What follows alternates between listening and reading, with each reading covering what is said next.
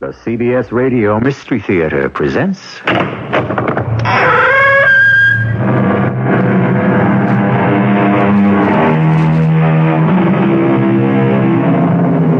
Come in. Welcome. I'm E.G. Marshall. I should like to begin our little entertainment by quoting for your edification, perhaps your mystification, 4 unfamiliar lines by a little-known poet. His name was Christopher Cranch. He died in 1892, and this is what he wrote. Thought is deeper than all speech, feeling deeper than all thought. Souls to souls can never teach what unto themselves was taught.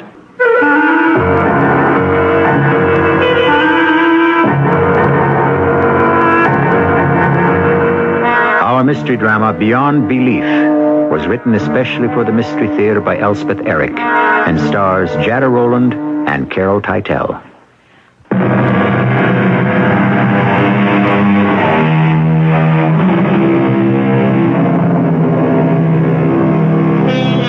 There's a lot, maybe too much, spoken and written these days about getting in touch with your feelings, as though that's all you have to do to reach your heart's desire. Well, I'm going to tell you here and now that the feelings you think you want to confront can scare you half to death. If you don't believe me, listen to this story. Charlie, you want to take over the front desk now? I promised my wife this once I'd be on time for dinner. I took an oath on my mother's grave. Sir, please. What do you say, Charlie? Please, sir? Oh, yes, miss? Are you a policeman? I am. What can I do for you? Is this New York? Yes, ma'am. This is New York. New York City? Yes, ma'am. I thought so. You're right in the heart of Brooklyn, New York. City, New York. Thank you. You're welcome. Hey, wait a minute. Come back here. You're from out of town, right? I think so. You think so? Don't you know? Yes, I know. I'm from out of town. Where out of town? What? Where out of town do you come from? Where do you live? Where's your home? Where did you start out from? We get a lot of young girls like you know. They don't like it at home, so they come here. I don't know what they think is going to be here when they get here, but they come anyway. Now, what did you come here for? I don't know. Charlie, you want to take over here? Okay, now, why don't you give me your name? Why don't we start out with that? Then we can take it from there. So, what's your name? Look, don't cry. Don't cry now. We're here to help you, you know. You haven't committed a crime, have you? Or have you? I don't know. No, you don't look to me like a lawbreaker. You look to me like a very nice young girl about... How old are you? 17, 18, 19? How old? I don't know. Oh, come on now. I don't know anything. I don't know. All right. Now, take it easy. Relax. It's all right. Believe me, it's all right. It's gonna be all right. Take my word for it. Charlie! Come on, will you? Miss, I don't suppose you know your name, do you? And you don't know where your home is either, do you? You don't even know how old you are. Oh, boy. Well, now, look. There's a very good place where they take care of kids like you. And what I'm going to do is... Wait a second. Wait right there. Don't move, okay? Charlie, get in here, will you? We got one of those amnesiacs here. Doesn't know who she is. Don't know from nothing. Memory kaput. You take care of it, will you? I promised my wife. Hey. Miss. Oh, heck. She split. She's gone.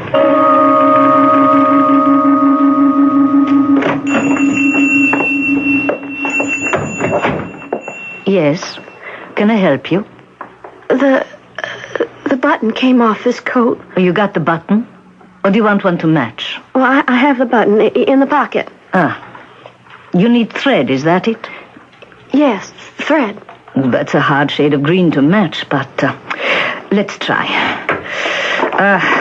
Too dark, too light, too much yellow, too blue. Here, how's this one? That's all right. Heavy enough, do you think? I think so. Thank you. Thank you very much. Hey, just a minute. Yes? You forgot to pay me. Oh. Is that enough? Enough and more. Your change. Thank you. Oh, you're very welcome. Come back sometime. Dan, it's time to close up. Right away, Mrs. Vesela. Your inventory tomorrow. Yeah, I'll take care of it. Excuse me. Yes, miss. I think I need a needle. You got no needle? No? Well, I don't sell only one needle, you understand. I sell needles by the package. Oh, all right. How much for a package? Don't worry. You got enough from the change. What's the trouble? Yeah, button off her coat. Already she bought the thread. Oh. Look, you want me to sew that button on for you? Oh, Dan, there's no need. Well, I just happen to have a needle in my lapel. I always keep one there. It's a habit of mine.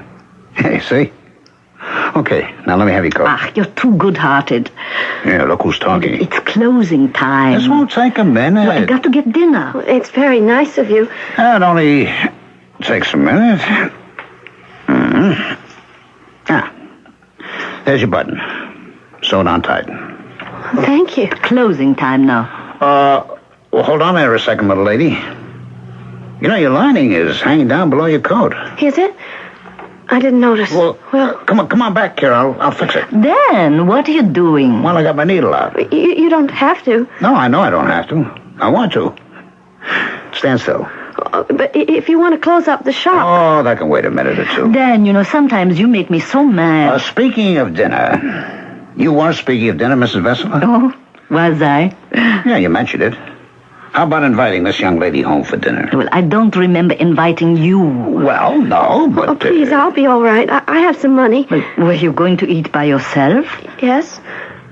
I always do. Always? You got no husband, no family, no friends? I'm all right. You mean in New York? You got no friends, no family here in New York? Is that what you mean? Well, then, where are they? Your family, your friends, where are they? Where do they live? Do they know where you are? Do they write to you? Do they call you up? Good heavens, they must be worried out of their senses, not knowing. How could you put them through such torture? How could you... Mrs. Vesela, leave the poor girl alone. There's something wrong here. Wrong? Who can say again something's wrong? To go off, to leave your family or friends? Or is that what happened? Did they go off and leave you? Is that it? Don't you know? Or is it that you don't want to tell? Which is it? I don't know. Was there some terrible accident? Some awful tragedy? That you should be alone like this? Wandering around all by yourself? Eating all alone? Nobody looking after you? Was it something terrible? I think so. You think so? Don't you know? You must Mrs. know. Vesela. Well, you must know what happened to them. To your father, your mother, your brothers, your sisters. You must know. I don't know. I don't know if I have any mother or father or brothers or sisters. I don't know anything. I don't even know who I am.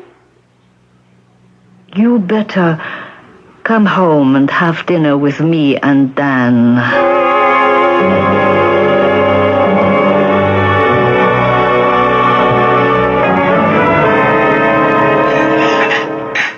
What's for dinner, Mrs. Vesela? Walkie-talkie with sauerkraut. Oh, good. What did she say? Horky-pocky with sauerkraut. What's what she said? Horky-pocky. Czechoslovak for Frankfurters. Oh, she's... Czech, yeah. But she's been over here 25 years or more. But you're not. Oh, no, me, I'm an American. Born and bred. San Francisco. Oh, You know where San Francisco is? I think so. Long ways from here. California. West Coast. I don't think I've ever been there. I'm pretty sure I haven't. Oh, this is the East Coast. Yes, New York. Brooklyn. That's what the policeman said. You went to the police? I didn't know anything else to do. I understand. You're all mixed up, aren't you? I don't know who I am. I don't know if I'm anybody. Oh, you're somebody, all right. I'm all disconnected. You know what I mean? I think I do. Yeah, I think I do. Look, here's a bowl of nuts. How about eating a few nuts before dinner, huh? Just sort of rummage around in there, Okay. Oh, look, there's pecans. I dearly love pecans. Is that what you call them? Pecans? Well, that's what they are, isn't it? Oh, sure. That's what they are. How did you happen to come to New York, if you don't mind my asking? No, I don't mind. I just sort of wound up here. Like you, kind of. You mean you didn't actually set out to come here? No, I just drifted. You see, I had a home in San Francisco. I had a business, a hardware store. I had a wife, I had 4 children. I was doing all right. Very all right. You certainly were. Then one day I came home from work, and the house we lived in was on fire. Oh, no. Oh, yes. Going up like a torch. Your wife? Your children? Burned up. Both of them. Oh. That's awful. That's awful. Everybody I loved. Burned up. I'm so sorry. Oh, it really did me in. I gave up and hit the road. Thumbed my way across country. I must have been in practically every state in the Union. And I took to drinking. Quite a lot. Actually, I got to be a wino. Cheap red wine, you know. I practically lived on it. And here in Brooklyn, I met Mrs. Vesela. I see. I don't know if you do.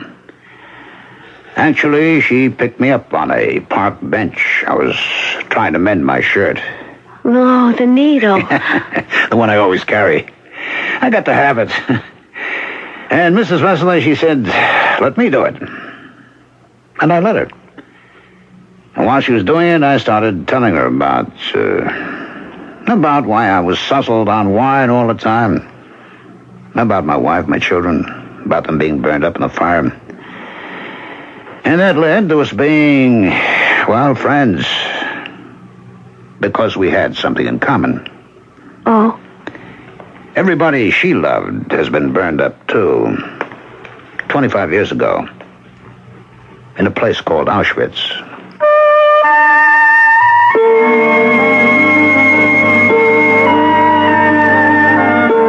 Losing those you love. I suppose there is no greater grief than that. Because the one who still lives is left with not only a great load of sorrow, but a load of love, and nothing to do with it. Failure, rejection, poverty, illness, these are all trivial causes for depression. The profound sorrow lies in the loss of those you loved, and will go on loving after they are no longer there to be loved. I'll be back shortly with Act 2.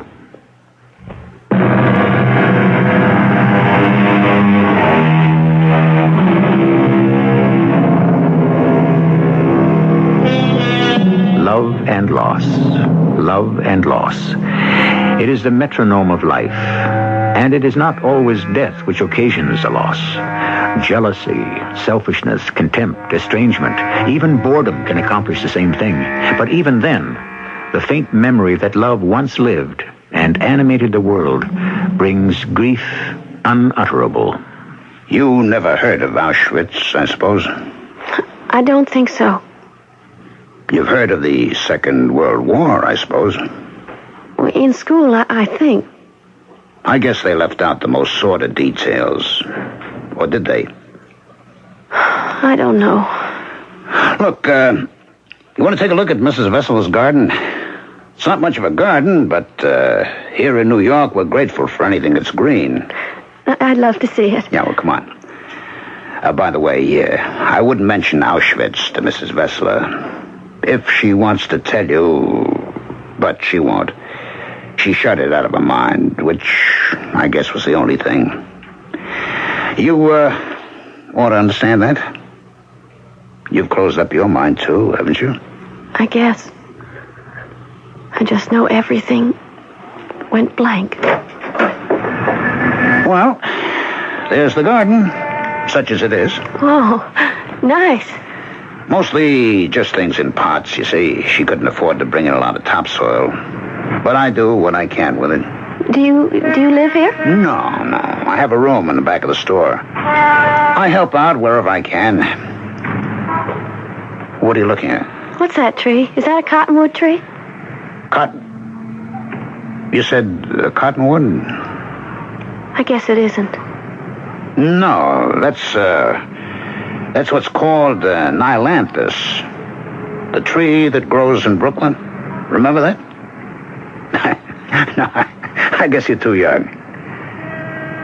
It's funny you should think it was a cottonwood tree. I don't know what made me say that. Something did. Dinner's on the table. Dan? Let's go inside, huh? I wonder why I thought it was a cottonwood tree. Well, don't think about it right now. Some other time.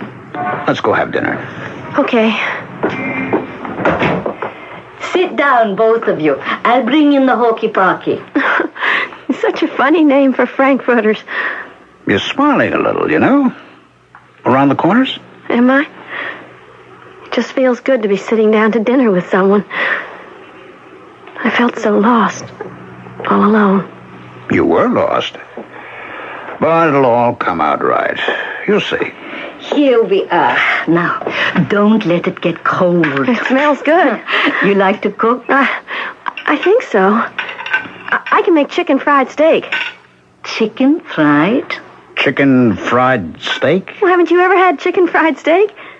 Well, I can't say we have. We don't buy steak much. Oh, but you don't need sirloin or anything like that. Bottom round or any cheap cut. You dip it in egg and you fry it. Where did you have this chicken fried steak? I don't know. Someplace. Who taught you how to make it? Someone. Must have been a woman. Who? I don't know.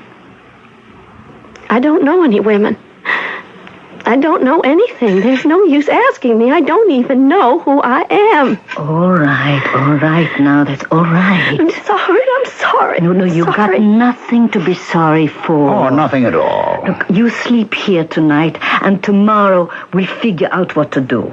Maybe find you a good hospital, a clinic, a doctor, somebody who knows such things as this. Meantime, you have a place to sleep and food to eat here with me. Come on, now eat your hokey-pokey.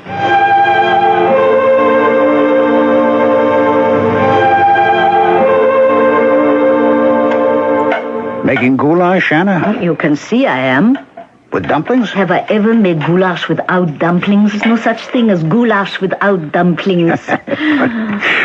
Where's the young lady? Oh, she's lying down upstairs.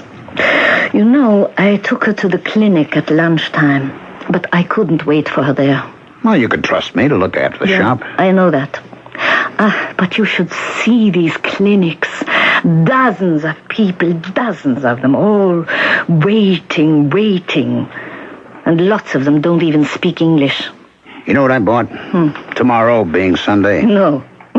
What did you buy? Tomorrow being Sunday. A leg of lamb. Look. Oh, hey, that's a nice leg of lamb. That's enough lamb for 6 people, I'd say. Or 3 people for 2 days. 1 day hot, 1 day cold. I see you're planning to be around. I'd like to help out with the young lady, if I can. If anybody can. Listen, you know what I did? Before she came back from the clinic, she was there till it closed, you know. It was late when she saw the doctor. And when she got back here, she was just too tired to talk about it. And I didn't have a chance to tell her. Tell her what? What I did. Well, what did you do? I went through all her clothes. Not that she had much. And that little cardboard suitcase, it didn't have hardly anything in it. But I looked at everything. A couple of sweaters, and a bathrobe, a skirt, some underwear. I thought maybe a name tag, a label from a store, something. Yeah? And? Nothing. Mom. But then, when she came back from the clinic and went upstairs, I looked through her purse. Uh-huh. And? I don't know what I thought I'd find. I didn't find anything. Anna. Except these. Yeah, keys. 8 of them. Who carries around 8 keys? Well, you carry a lot of keys, I imagine. Yeah, I'm 60 years old. Look, I got a house with a cellar with an attic and a front door and a back door. I got a store. It's got a storeroom. But she's 19, maybe 20. Does she look to you like the kind of young thing would have use for 8 keys? What? A big apartment, an automobile, a place in the country? Well, does she? No, I got to admit... I'll tell you who walks around with a lot of keys. A person who works in an institution, that's who. They're always locking doors or unlocking them. I know. I have seen it in the moving pictures. Jails, sanatoriums, asylums, places like that. Wardens carry keys, that's who. She's no warden. Yeah. Come on. She could have been an inmate, stole the keys and escaped, couldn't she? Well, she could be. Certainly. But I don't think she is. Dinner ready? Yeah, just about. You can call her if you want. Yeah, okay. Young lady. Miss, dinner's almost ready. Young lady? I'll be right down. Look, Anna, I'm going to ask her about the keys. Yeah, you better. But don't you say anything about jails or wardens or asylums or any of that, huh? She may have lost her memory, but she's not a criminal. She's not crazy. Yeah, I'm not going to say a word. Hello, everybody. Hello. I hope I didn't wake you up. Oh, no. I was just sitting by the window looking out at the cottonwood. At the tree. Well, you said you were going to lie down. I thought I saw some mistletoe. Mistletoe? In the tree. We don't have mistletoe in Brooklyn that I know of. Oh, unless you buy it at a store at Christmas. Oh, it was a bird's nest. But just for a minute there, I thought... Well, I'm going to put the goulash on the table. So you two come in as soon as you're ready, huh? Should we... Just a second. Mrs. Vesela found these in your purse. Oh, those... They mean anything to you? I don't even know how they got there. Why would anybody carry around all those keys? I don't know. I thought maybe you might know. I don't know anybody who would do that. I certainly wouldn't. Well, don't think about it now. Let's go have dinner. Mrs. Vesela makes wonderful goulash with dumplings, okay? Yes, okay. And tomorrow's Sunday, wait till you see what we're going to have for dinner tomorrow. Something special. I bought it myself.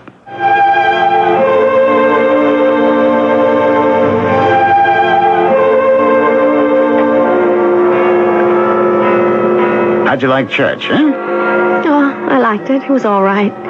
You think back home you used to go to church on Sunday? Maybe. I don't know. Well, don't worry about it. Listen, you know what I'd like to do? I'd like to take your picture. You would? If you don't mind. Oh, I don't mind at all. So, let's go out in the garden, huh? Mrs. Vesela, the young lady and I'll be in the garden. I'm going to take a picture of her, okay? Okay. Just call us when the roast is ready.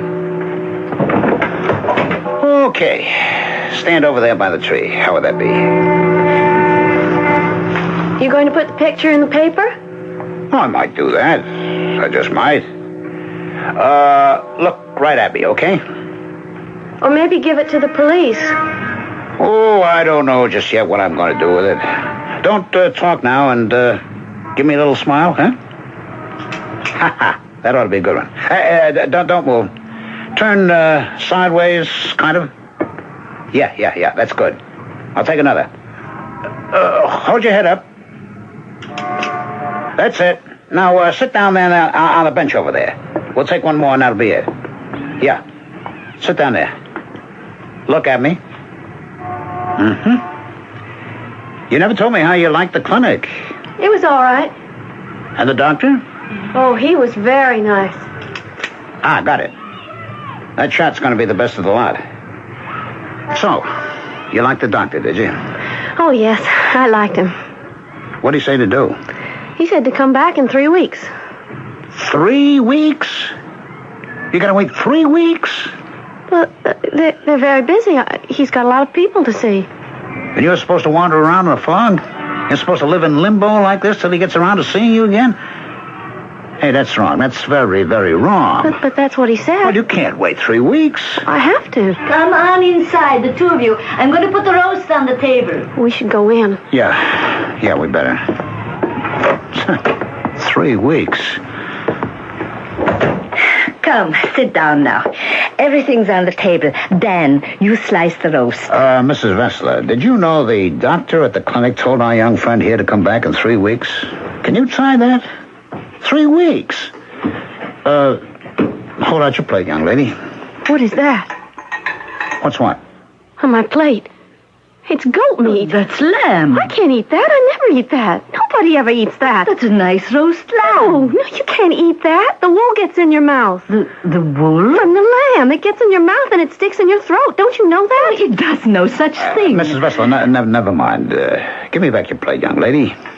You don't have to eat it. I can't. I'm sorry, but I can't. Oh, it's all right. It's all right. Really. Now I know where you came from.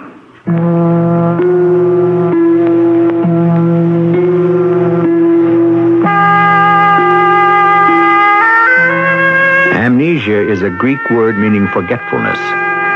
The dictionary tells us that amnesia may result from brain injury, shock, fever, repression, or other trauma. There are many types of amnesia, but from which one our young heroine suffers is really not our concern, for this is a story, plain and simple, nothing more. I'll return shortly with the concluding act.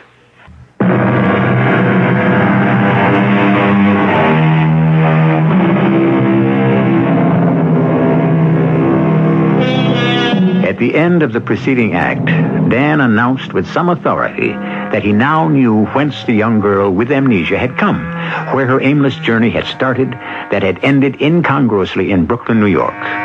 Equipped with some clues, which he has kept to himself, and carrying 3 snapshots and a set of 8 keys, he has set out to discover the girl's roots. Yeah? Something you want? A little help with something, if you can. Happy to oblige. Do these look familiar to you? Not straight off. Let's look at them. Well, the blanks came from the Amos Key Company. Says right here on the keys. Yes, I know. I've been trying to locate them. Well, they're in Oklahoma City. Oh, well, I haven't been there yet. I've been all through Kansas. I don't think I made these. They look as though they were all made at the same time. Not too long ago, I'd say. Yeah, that's what I thought. I think I remember making all these keys. How many? There's 8 of them. Oh, I ought to remember that, but I don't. Okay, thanks. Some other town, I imagine. I'm moving on to Anadarko. I'll try there. You got some special reason? You don't mind my asking. No. I'm trying to locate somebody. The person these keys probably belong to. You're not from around here, are you? I'm from Brooklyn. New York? That's right. Before that, I lived in San Francisco.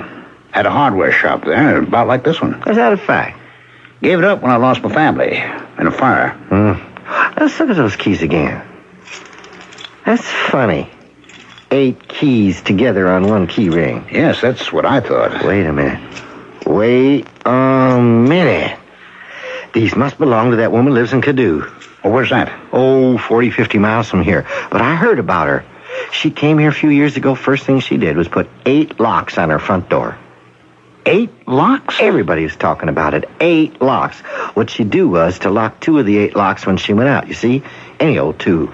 She had it figured out, did a burglar try to break in? He'd go nuts trying to pick the right locks. Of course, she'd know which, too, but it'd take him an hour, maybe more, to figure it out. And by that time, somebody would see what he was up to. She'd remember because she'd write down the numbers on the back of her hand. Yeah, I remember the whole thing now. You know the lady's name? Don't know they ever knew it. But you just ask around Cadoo. Ask for the house with the 8 locks. Anybody will know. Does she have a daughter about 19, 20? Seems to me I heard something about a daughter. I forget what. Well, thanks. Thanks very much. Anytime. You happen to know a good restaurant around here? I'd like to get a good dinner. A couple of lamb chops, maybe, and a baked potato. Lamb chops? Yes. Hardly anybody eats lamb around here. Now, if you want pork chops, pork's at the top of the list here. Okay. I'll get me some pork chops. In these parts, everybody says you can taste the lamb wool. Yeah, I know. It sticks in your throat. Well, thanks again. Anytime.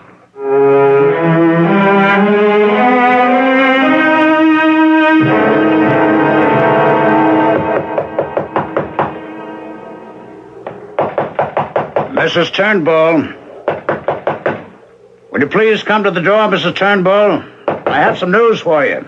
It's about your daughter, Mrs. Turnbull. Will you please come to the door? I'm not going to go away, lady, so you'd better open the door. If you don't open the door, I'm going to get the police. Did you hear me?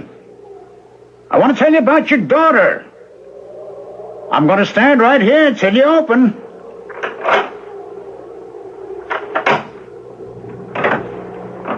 Well, that's better. You, Mrs. Turnbull? What do you want? First, I want to come in. I don't want to stand out here when I tell you about your daughter. What do you know about my daughter? Is it okay to come in? Well, come on in. Thanks.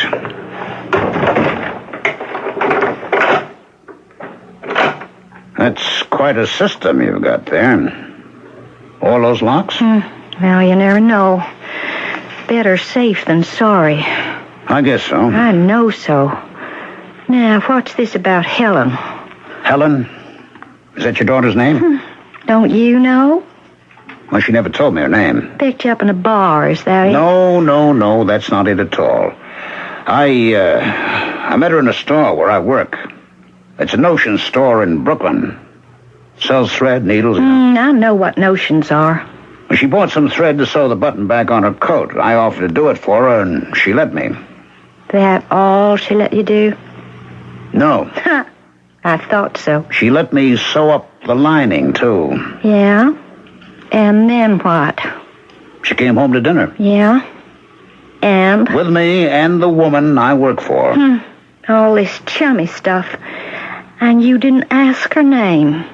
She doesn't know her name. Traveling incognito, is that it? She doesn't know who she is. Oh, she knows perfectly well. It's called amnesia, Mrs. Turnbull. Loss of memory. She doesn't know who she is, her name, where she comes from. Well, how come you found me here in Cadoo? Well, I've been all over the country in my time, Mrs. Turnbull. I was what you'd call a hobo. Yeah, a bum. I put certain things together. Headed west, wound up here in Oklahoma. The man in the hardware store told me about you. You and your 8 locks on the door. Helen was carrying 8 keys in her purse, so... Well, everything fitted together. Here are the keys. Want to try them? And here's her picture. I took it myself. Yeah, that's Helen, all right. Well? Well, what? What are you going to do about it? Well, what am I supposed to do? Don't you want to see her? I don't mind. Tell her to come home where she belongs. Mrs. Turnbull, she has no memory. No memory of home, of you, of anything. Don't you understand? She doesn't know who she is. So tell her. It wouldn't do any good. Look, she's been going to a clinic in New York. They're very nice to her, but they can't see her too often, and they're not getting anywhere with her.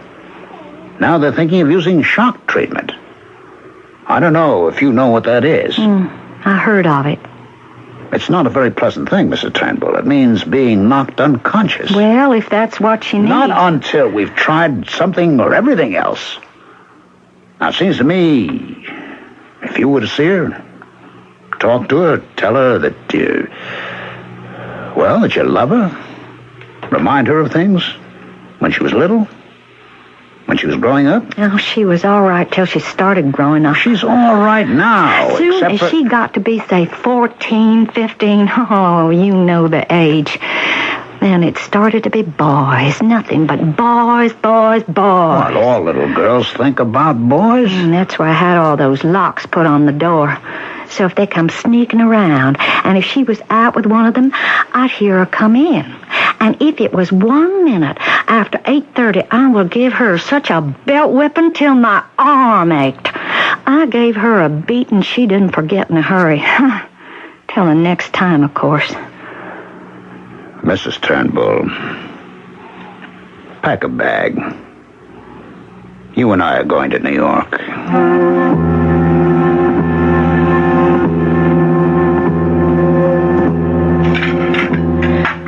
You want to slice the ham? Oh, sure. I love ham. Yeah, here's the big knife.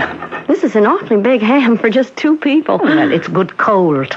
Sandwiches or with a salad. Mrs. Vesela, it's been almost a whole month since Dan went away. Yeah, I knew that was what you meant. Where do you suppose he is? I got no idea. Mrs. Vesela, he told me something the first night I came here. Oh, did he? About how you and he met each other. Oh, that. He said he used to drink a lot. He said he was a wino. Yeah, that's true. But you became his friend, and now he doesn't drink anymore. So far, he doesn't. How did you get him to stop? I said to him, do you want to live or do you want to die? I said, if you want to live, I'll help you. If you want to die, there's nothing I can do about it. I guess he wanted to live. You certainly said the right thing. I said it to myself 1,000,000 times. In the concentration camp. The answer always came up. I want to live. Oh, excuse me, please. Yeah, hello? Yeah? Yeah, okay. That was Dan. He called from the phone booth on the corner. Oh, he's back. Yeah, come on now. Finish carving up the ham. Mrs. Vesela, I'm so sorry about the concentration camp. Dan told me how... Just carve up the ham, please. If you don't want to talk about it, I'm like you. See, I've forgotten it. Just to live. Well, I may look all right to you, but that's just the outside of me. Inside. If you knew what's inside, it's terrible. It would scare you. We won't talk about it. Look, am I cutting these slices thin enough? Yeah, fine. Very nice. Oh, look! Dan just drove up. He's back. Oh, I'm so glad. Wait a minute. Oh, he's got somebody with him. Dan? Who's that? Well, Helen, what have you got to say for yourself this time? Mother. Helen, wait a second. I hate you. You're a terrible woman. Look out, she's got a knife. Helen, give me the knife. Come on, give it to me. Give it to me. That's it. She tried to kill me. Oh, she's not dead. I want her dead. I wanted her dead for a long time. I remember how I wanted it. That's what you were trying to forget, eh? What's been going on out here? I've been watching from the kitchen. I tried to kill my mother. Yeah, well, it looks like you didn't succeed. It's just a scratch on the arm. Well, I can fix that. All right. Come on, lady. Come on inside. know who you are now, Helen? My name is Helen Turnbow. I come from Caddo, Oklahoma. I'm 19 years old. I graduated with honors from Caddo High School. I was valedictorian.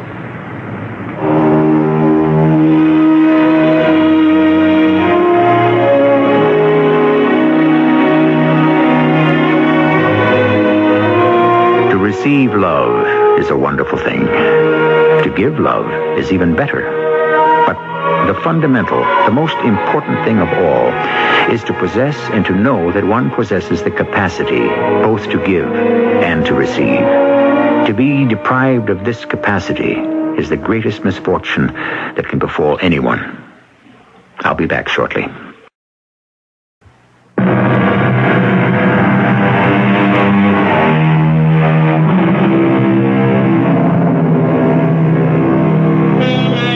No one knows precisely what love is.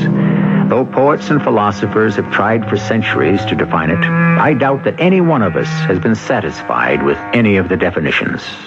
Yet we go on trying, don't we? Desperate to know, desperate to feel, desperate to find. Because we sense that without it, we are lost. Our cast included Jada Rowland, Carol Teitel, Gerald Heiken, and Ralph Bell. The entire production was under the direction of Hyman Brown.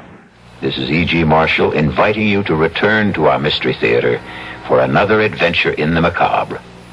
Until next time, pleasant dreams.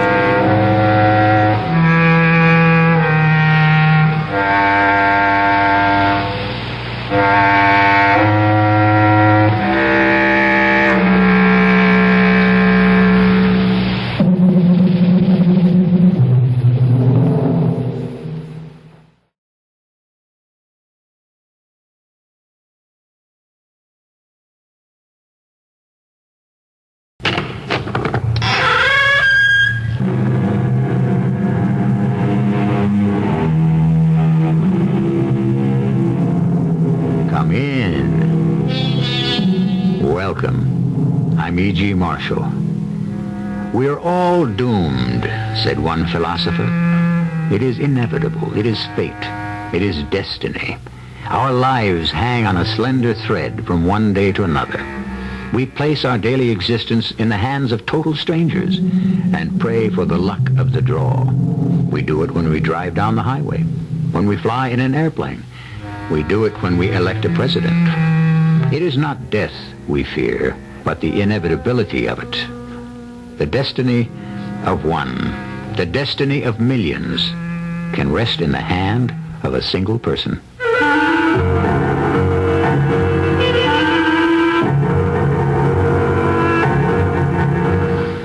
Our mystery drama, Death on Project X, was written especially for the Mystery Theater by Victoria Dan and stars Larry Haynes.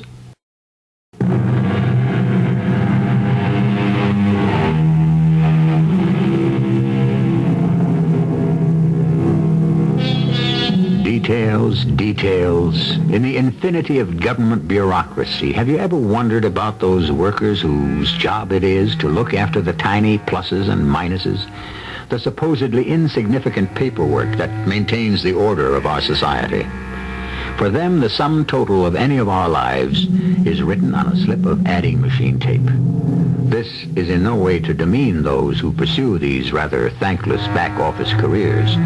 But even the dullest of jobs is never totally predictable. And obscurity can often end with a call to the front desk.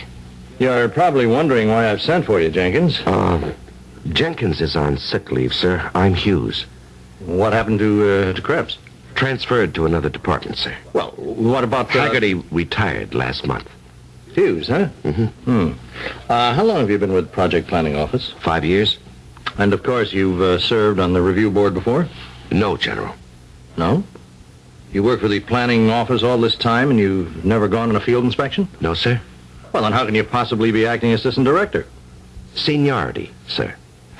What was your previous position? Until last week, I was supervisor of accounts and records. Accounts and records? No, you won't do. You won't do it all.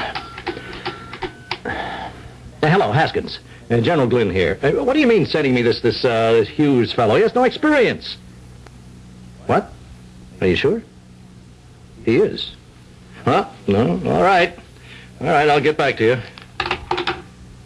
This is incredible, Hughes, but according to the director, you're the only available staff member familiar with Project X. Yes, sir.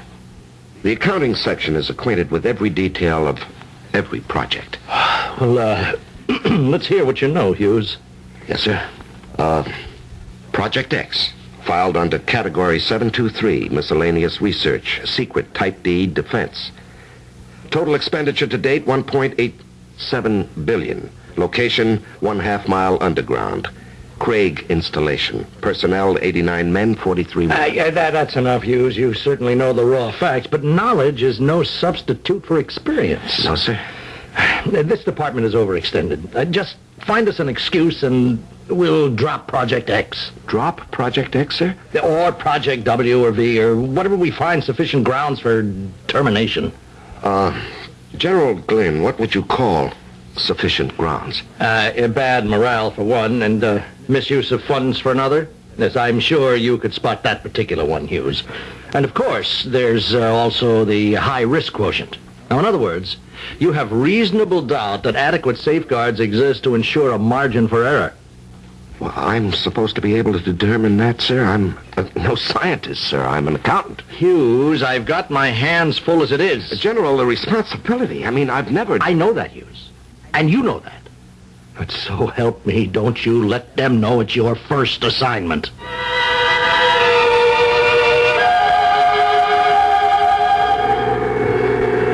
I did want you to have a look at the main generating plant, Mr. Hughes. Oh, it's very impressive, Colonel. Not to mention efficient. As the project's chief power source, it can't be beaten for maximum utilization of fuel anywhere. Yes, I've seen the figures. Mr. Hughes, I just want you to know that the Project X staff is completely at your disposal. I appreciate your cooperation. Yes, that's it, cooperation. The research we're doing here at X, it's at least important enough for a little common courtesy.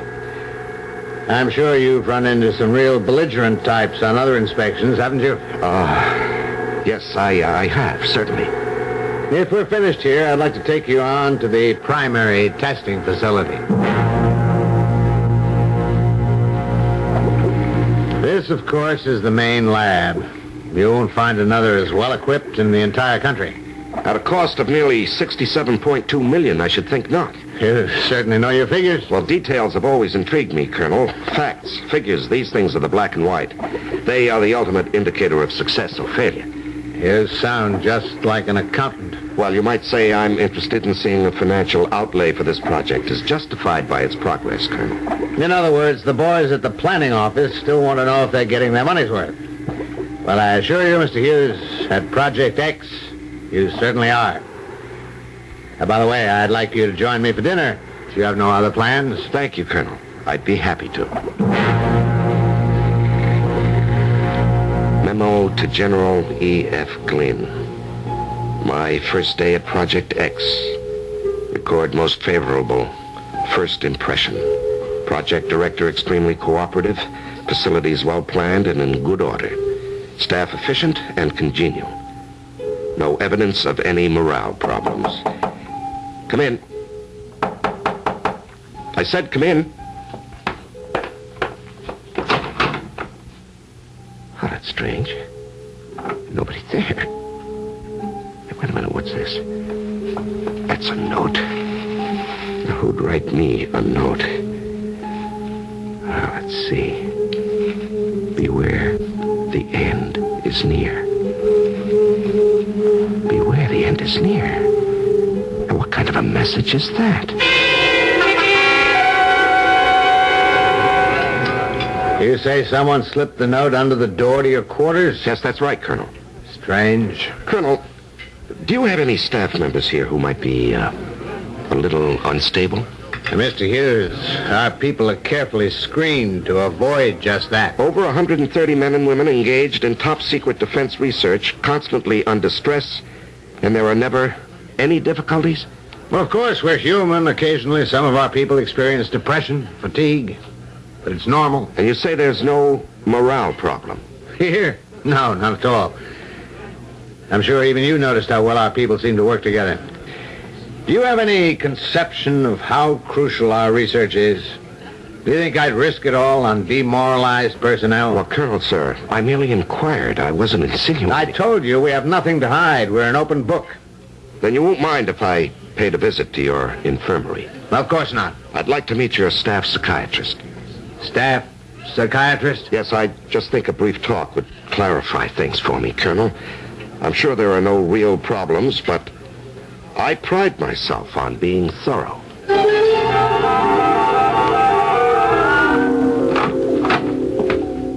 Can I help you? Well, I'm looking for Dr. Baylor. My name is Eli Hughes. I'm from the Project Review Board. Oh. You must be Dr. Hillary, the project medical director? Yeah, that's correct. You have an unusually high efficiency rating, Doctor. Yes, I do what I can. Well, I wanted to speak with Dr. Baylor concerning cases of fatigue. Fatigue? Well, according to the Colonel, the only personnel problems here stem from sheer physical exhaustion. Well, I'm sorry, Mr. Hughes. You'll have to come back when Dr. Baylor's available. Well, maybe you could tell me, Dr. Hillary. Well, I'm afraid not. I am rather pressed for time. In other words, you don't wish to cooperate with an official government inspector. Mr. Hughes, don't try to pull rank on me.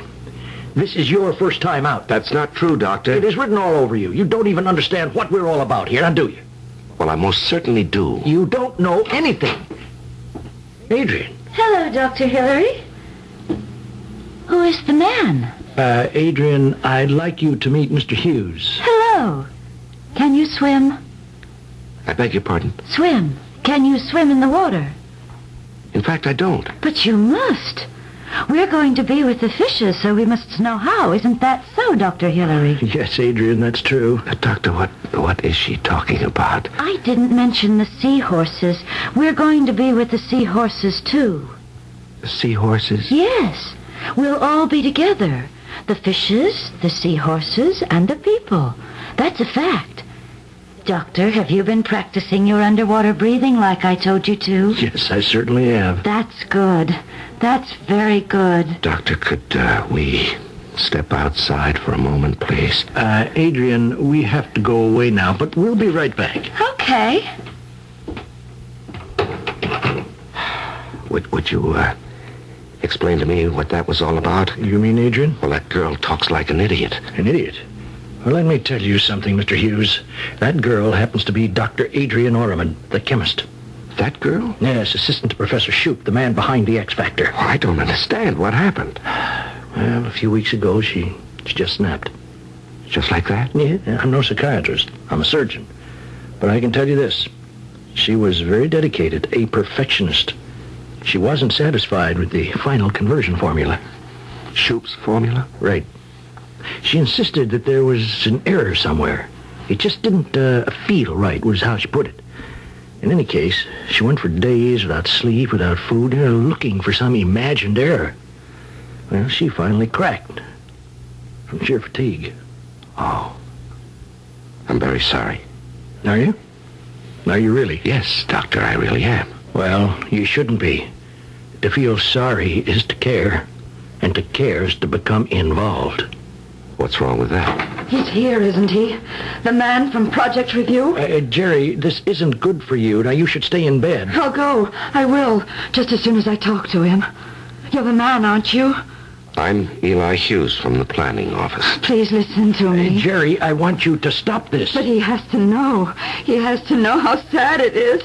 A tragedy, that's what it is. Jerry, you can talk to Mr. Hughes later. Now, we're busy now. I'll go, but please, tell him how sad it is. Yes, I'll tell him. Because he shouldn't be afraid to cry. Tell him, make him see. He'll cry too. Yes, Jerry. Because it's so sad. Mallory, that woman is crazy. Yes, I know. That's all you can say? What else can I say, Mr. Hughes? I've already told you. Yes, I know. You're a surgeon, not a psychiatrist. Well, what does the project psychiatrist have to say about this?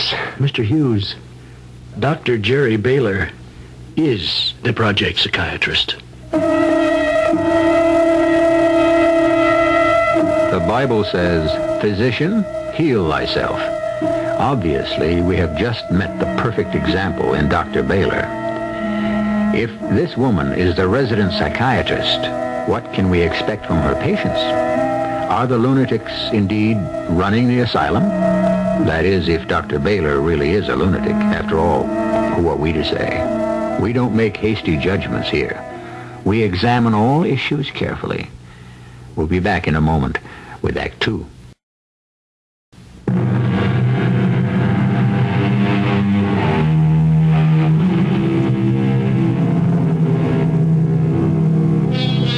For the past 5 years, Eli Hughes lived a carefully ordered life in an adding machine world where 2 + 2 always came out 4. Suddenly elevated to the rank of project investigator, he has been sent out on a seemingly routine check of a top-secret research center. And he must make a judgment based on only 2 things: experience and instinct.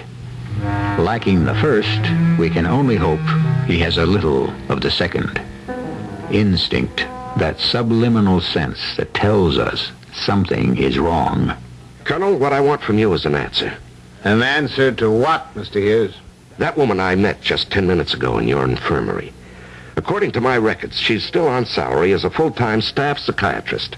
I'm aware of that. Well, then perhaps, Colonel, you can explain to me your reasons for not reporting this situation. Mr. Hughes, what do you really know about Project X? I'm acquainted with all the facts. Oh, I'm sure you are. You know the statistics, what we spend. What do you know about us? What are we doing here? You're doing research. What kind of research? Complex research for the defense program. Do you know the nature of the research? Yes, you're developing another weapon. No, not just another weapon. The ultimate weapon. This weapon will render all others obsolete. Yes, I've heard that before. No. This is the highest level of achievement we can ever hope to reach. Nothing will be as sophisticated. X is capable of destruction on a level that is incomprehensible. Colonel, I was talking about Dr. Baylor. So am I. The X factor is the cause of Dr. Baylor's breakdown. Let me explain. There are over 130 men and women working on this project. They have actually constructed a device which, if ever put into operation, could obliterate an entire country in a matter of moments. Moments? Well, I don't see what this has to do. Let me finish.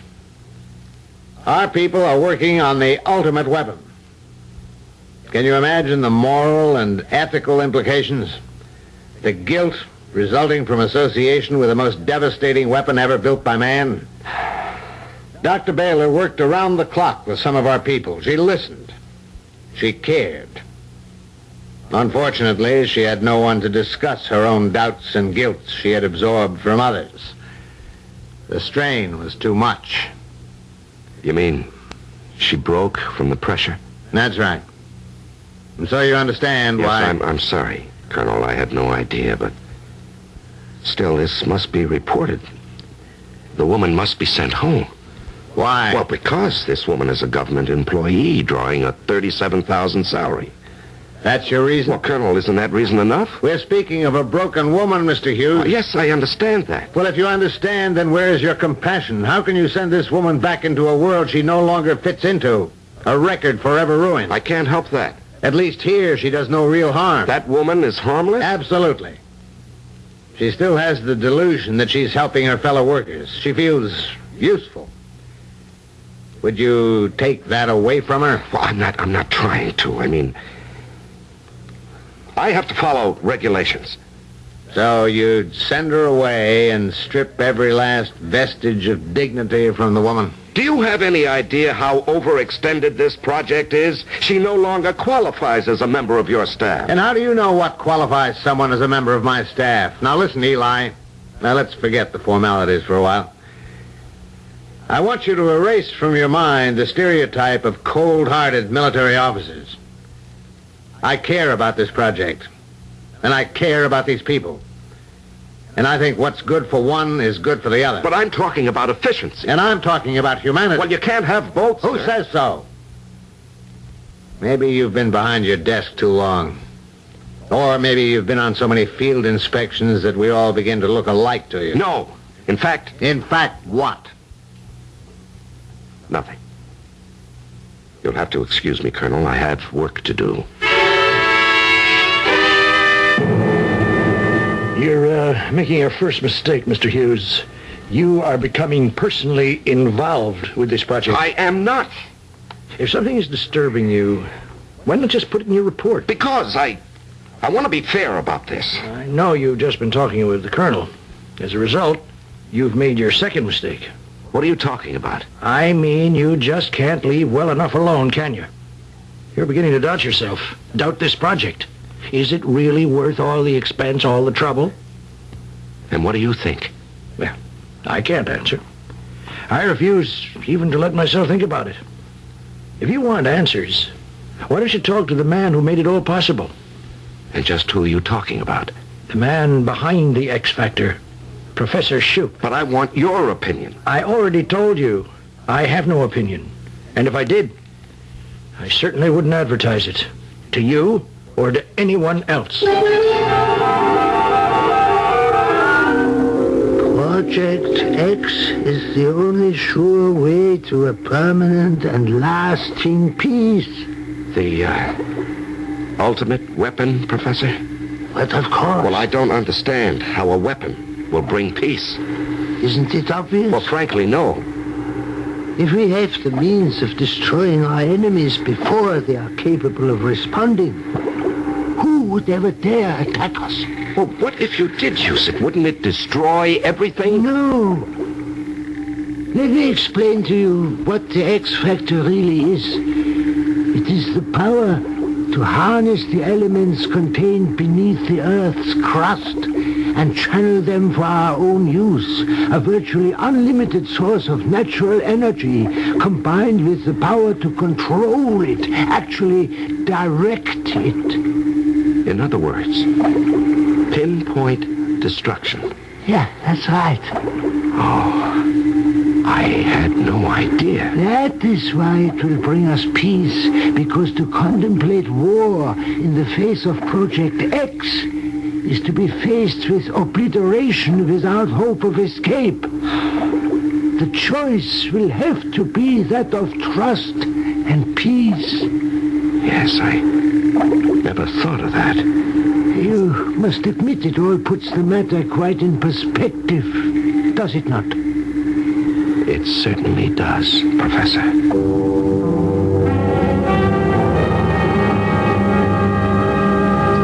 So you'll be leaving us tomorrow, Eli? Yes, Colonel. I thought about what you said about Dr. Jerry Baylor.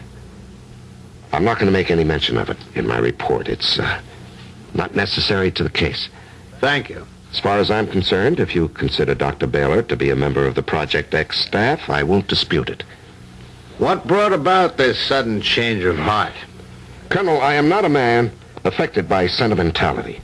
Oh? My primary interest is saving the government unnecessary expense. As a full-time staff member, Dr. Baylor receives a yearly salary of $37,500. If, however, she were discharged from her position here and put into the care of the Army Medical Center, annual cost for maintenance and therapy would approximate $52,000, not to mention the monthly stipend to her dependents, bringing a total expenditure per annum to well over $63,000. Keeping the doctor on at Project X will be a savings to the government of $26,500. You're very efficient, Mr. Hughes. I try to be.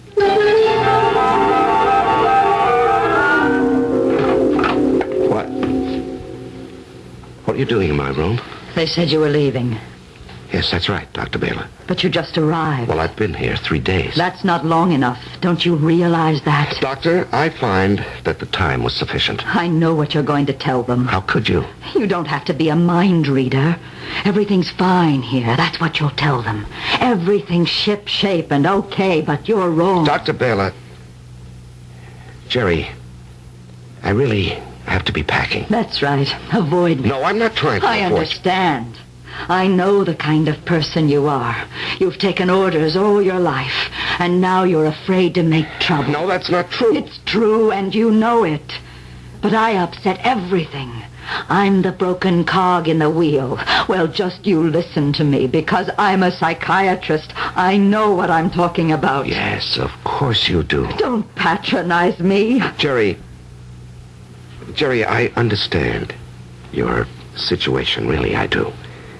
In fact, I think you're quite a remarkable woman to have endured what you have, but I have already filed a primary report, and it's time for me to leave. But you can't go.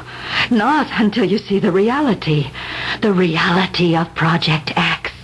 You can't permit it to continue. I had doubts about the usefulness of this research myself, but then Dr. Shoup explained it to me, and it does make sense. Shoup is out of his mind.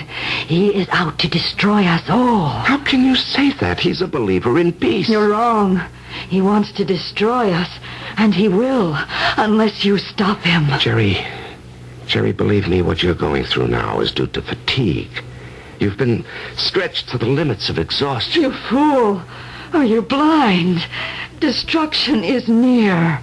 Why won't you believe me? Jerry, don't you see? It all has to do with the fact that you absorb other people's guilts, the ethical and moral. No, I have beheld the future and have paid the price.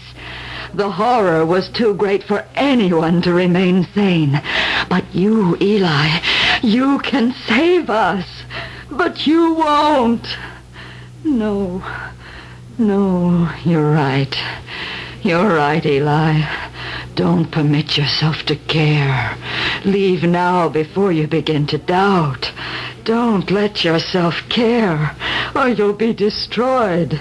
Leave now, this minute, before it starts to eat away inside you.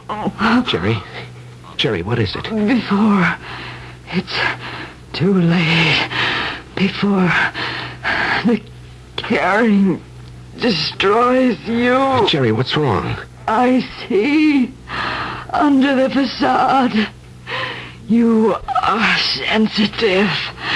Like the others, you are vulnerable. Jerry, what's the matter? Before it kills you. Jerry. Answer me. Jerry. Well, how is she? Mr. Hughes. What happened, Doctor? Why did she faint? She didn't faint. She's dead. Dead? That's impossible. She's dead, Mr. Hughes. No, I don't believe that. Why, only a few minutes ago she was standing right here talking to me. Yes, I know. Well, how could she die just like that? The truth, Mr. Hughes, is that Jerry Baylor is dead because she had no desire to go on living. That's a reason? It has to be. Because other than that, there is no reason under the sun why this woman should be dead.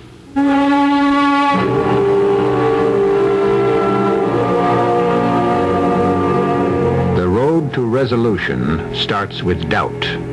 The best way home's the farthest way about, so said the poet. Doubt. It begins as a wispy thread of curiosity. It would have been so simple, so easy to have gone back and declared that all was well at Project X.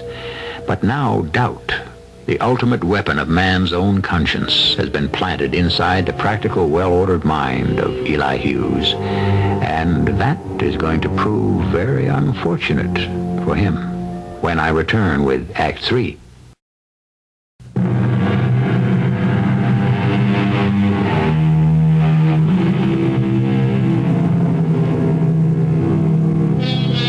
The will to live. There is no power on earth quite like it. And even doctors are at a loss to explain the most critical patients whose sheer tenacity brings them back from death's door. Conversely, many people believe that there exists also the will to die. But what about Dr. Jerry Baylor? Could we say then that she actually died of despair, of some terrifying vision? This woman should not be dead. The fact still remains, Doctor, that she is.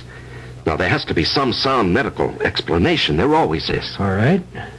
Her heart stopped beating, so she died. In fact, though, she wanted to die, so her heart simply stopped beating. Now, do you understand the difference? No. Life was an utter torment for Jerry. Each day became more and more difficult to face. Visions of total annihilation. Yes. She was firmly convinced that it was actually going to happen. The thought was unbearable. How are you going to list her death? Natural causes? What else can I say? That's how I recorded the other two. Other two? What other two? Yes. This is the third death we've had here in the past 6 months. Well, I wasn't informed of any deaths. Yeah, that's correct. Now that you bring it up. They occurred away from the installation on 2 staff members who had recently resigned from the project. Officially, they were no longer connected with Project X, although I consider the deaths to be work-related. How did they die? Well, one in an accident, the other cardiac arrest. Both had previously been under the care of Dr. Baylor. I see. Doctor, would it be possible for me to look through Jerry Baylor's office? I thought you were leaving, Mr. Hughes. Not just yet.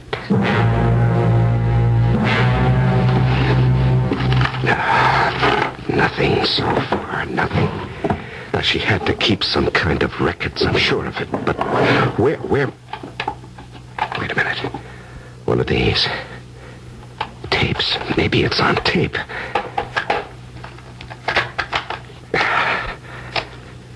Tape 3.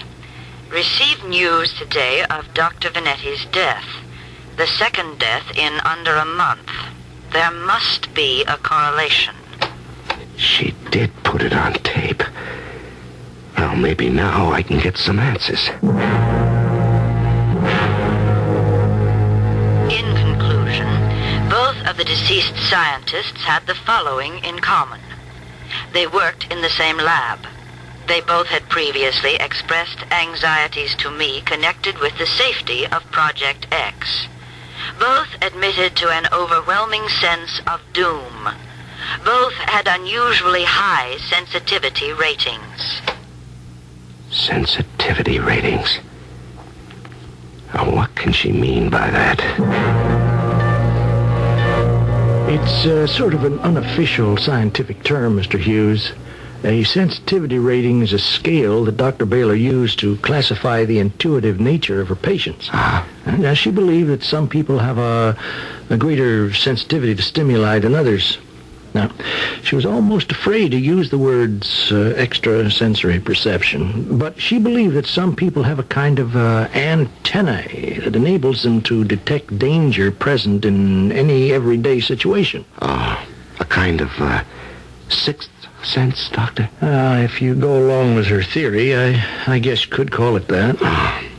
Well, that would explain what happened to those 2 scientists, and even Dr. Baylor. Well, you can believe that. I don't. I just think that what happened to the 3 of them, like what's happening to Adrian inside that room there. Some people can't cope with stress. It's as simple as that. I don't know, Doctor. What about this girl, Adrian? You met her. She cracked after Jerry was no longer able to function as staff psychiatrist. Well, maybe there's a connection somehow. I'd like to talk to her again. Well, if you want, Mr. Hughes, but I really don't think it's going to give you any answers. Unless, that is, you already have one in mind. Hello, Adrian. Oh, hello. Do you remember me? You're Mr. Hughes. You can call me Eli. Okay.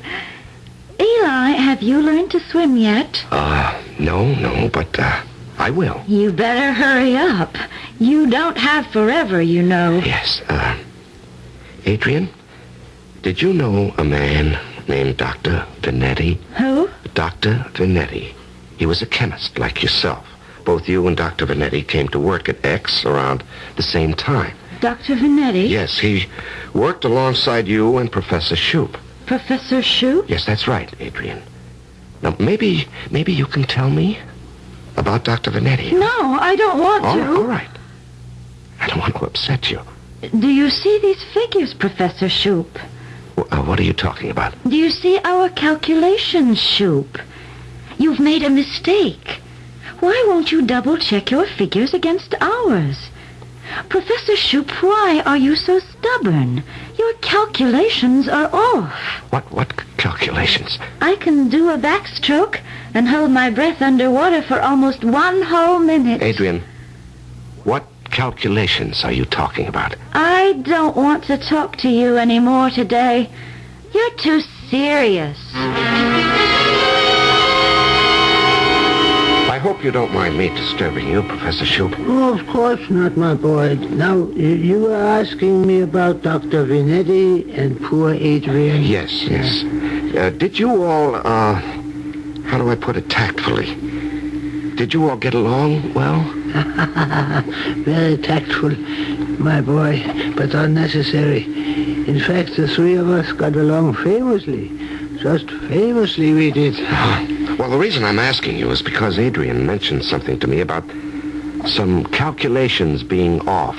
Oh, poor Adrian. She was so very distressed about Dr. Venetti. They were very close, I understand. In other words, there are no calculations.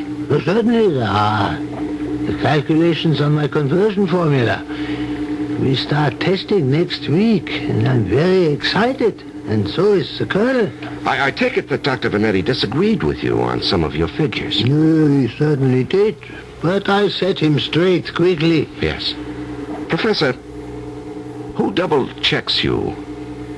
Everything is double-checked by the most qualified member of this staff. Me. You're joking, aren't you? Mr. Hughes, I double-check myself. Now, on along. I have got work to do.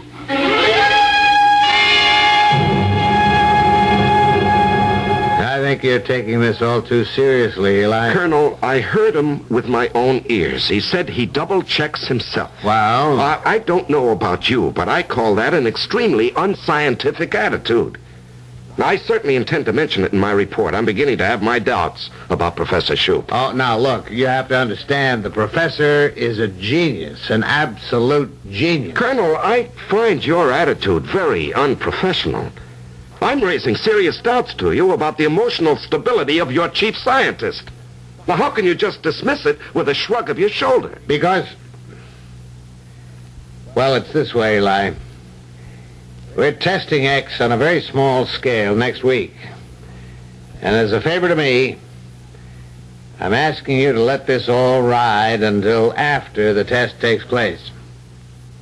Now, you're not serious. Now, what if Dr. Raymond Venetti and Dr. Adrian or Ahmad were right and the professor was wrong? That, Eli, is extremely unlikely. Well, I'll go along with that, Colonel. The question is, can you afford to take that chance? So you're going away? Adrian, I wanted to thank you. Thank me? Yes, you helped me make a very important decision. I'm going to make my report today, terminating Project X. Terminate? It means that Professor Shoup won't be able to carry out the testing next week. I thought it would make you happy to hear that. Eli, you can't stop it. It's too late. No, it isn't. You can see it, can't you, Eli? You're one of us. I can see that. One of us? You have it. The sensitivity. You know what's going to happen. The miscalculation in the conversion formula will set off a disastrous chain reaction. Adrian, I already told you I'm going to stop the test. No, they'll stop you. They won't let you. Goodbye, Colonel. I'm glad there are no hard feelings. Not really, Eli. We do have a full week before the tests. Something might always come up. The last word does belong to the General. Well, I'm sure the General will support my findings. Perhaps, Eli. But when he hears the results of our testing, I don't believe he will. Well, you'll be shut down long before the testing, Colonel. Eli, we can't be closed until you make your report. In case you forgot, Colonel, I'm leaving today. Not really. What are you talking about? You're a civilian. This is a classified operation. We have to debrief you, and that's going to take time. Well, I've got a level 3 security clearance. I'm just being technical, Eli. I have the option to detain any non-military personnel for a routine security check. How long will this check take? Exactly 1 week. 1 week? Well, that'll give the professor time to begin his tests. It will? Colonel, this is deliberate. It is. But you can't. I mean, you can't carry on those tests. If the calculations are even slightly off, there'll be a terrifying chain reaction. You're dealing with the forces of nature. We're talking about cataclysm. Unleashing the violence from beneath the Earth's crust, the elements raging uncontrollably. Eli, I think you've been taking this all a bit too seriously. You think I'm crazy, do you? Maybe I am. Maybe man wasn't meant to foresee his own destruction. But it will happen, Colonel, unless I stop it. Only I have the power to stop it, and I must, or else we perish. Civilization will perish. And I must go at once and make my report. Eli, you're not going anywhere. Not for a long, long time.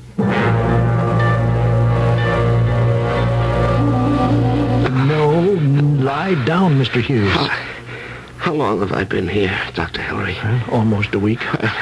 Doctor, it still isn't too late. There's still time. I told you, Mr. Hughes, not to become emotionally involved. Now look what it's done to you. No, it doesn't matter. Not really. I can't stop destiny. Please, don't tire yourself. She was right.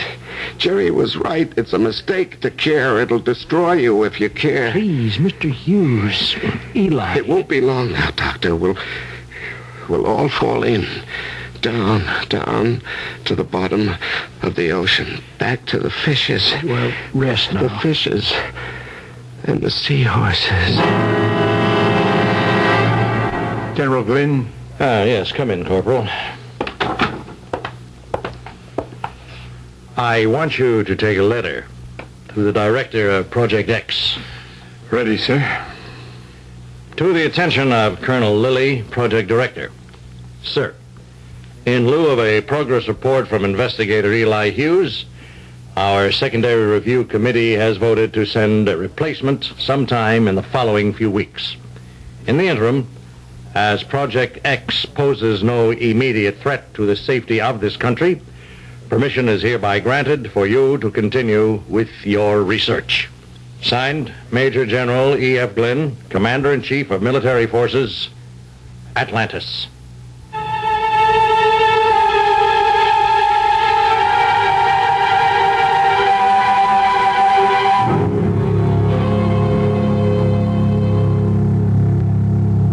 Atlantis? You mean we didn't tell you that this story was about Atlantis? Well, after all, we never exactly told you it wasn't. One thing is for sure, though. We don't have to tell you how this story ends. Undoubtedly, you have already heard the ending. Atlantis was destroyed. I'll be back in a moment.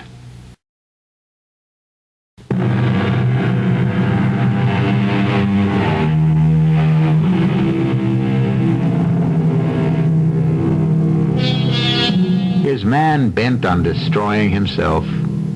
This story was offered merely as a fable to make you think and wonder. That's what this program is all about. To expand the imagination, heighten the senses, tantalize the curiosity. Was there really an Atlantis? What could have happened to cause such an advanced civilization to vanish from the face of the earth without a trace? Our cast included Larry Haynes, Robert Dryden, Catherine Byers, and Court Benson. The entire production was under the direction of Hyman Brown.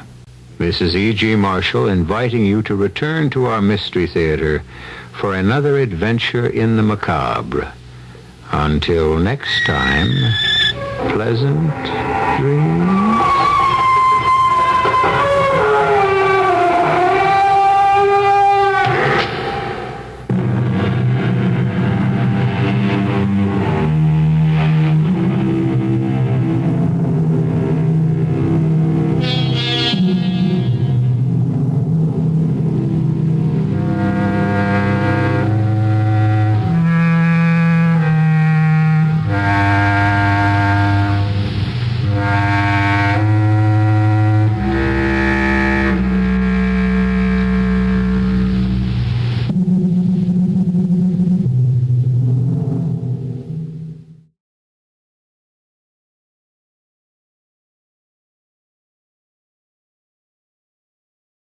And now, Mystery Theater.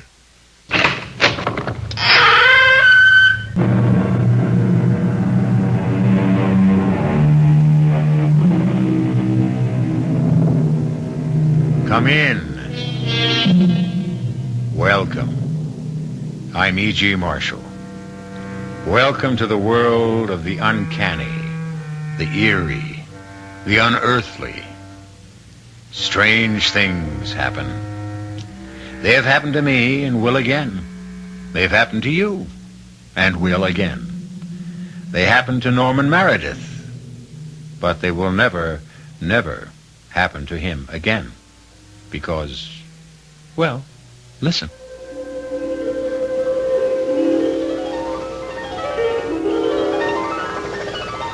Who are you? How can you ask, Norman? Don't you know me? How would I know you? We've never met. Oh, yes, we have. No. Norman, dearest heart, I am the woman of your dreams. Your dream woman. Well, why do you hold that knife? That long, sharp carving knife? To kill you, Norman. To kill you.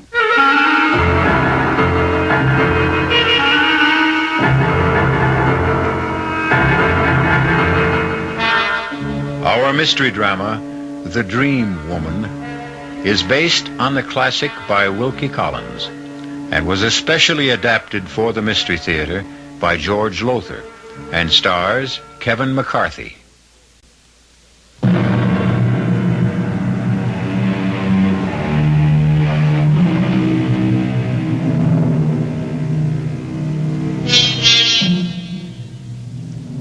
What is a dream? From where does it come? And why? Wiser men than I say that dreams rise like mist out of various levels of the subconscious and the unconscious. But what is the subconscious? What is the unconscious? No one really knows. Oh, there are theories, yes. But no one can say with certainty why we dream. Why, for instance, Norman Meredith dreamed that certain dream. You say you're the woman of my dreams, my dream woman. If that's so, why would you want to kill me with that knife? So you can stay in my world always. Be mine always. No, I don't understand. Only when you are dead, physically dead, can your spirit live, really live. And you come from the spirit world? A spirit world. One of countless spirit worlds. Oh, join me in it now, dearest Norman. Dearest heart. Join me now. No! Yes! No! Yes! Yes! Norman! Yes! I must kill you, Norman. I'll kill you, Norman. Don't stab me, please. The knife. Die, Norman. Die, Norman. I can't Die, escape Norman. the knife. Norman, wake up, Norman! Norman, darling, you've been having a dream, a nightmare. No. Agnes. Agnes, it's you. Of course, dear. Who else? Now relax. Oh, that woman.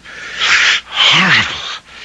That murderous woman with a knife. Dream, sweetheart. Nothing but a terrible dream. No. Now, Norman.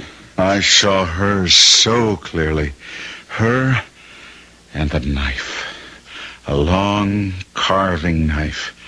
Razor sharp. Gleaming, and she struck at me with it. Struck. And struck. And struck. Oh, Norman. I saw it all clearly, vividly. She was tall. Long blonde hair that fell below her shoulders. A voluptuous figure and eyes. Light blue, hazel eyes flecked with green. Oh, heaven help me, I'll never be able to get her out of my mind. Oh, she and that knife.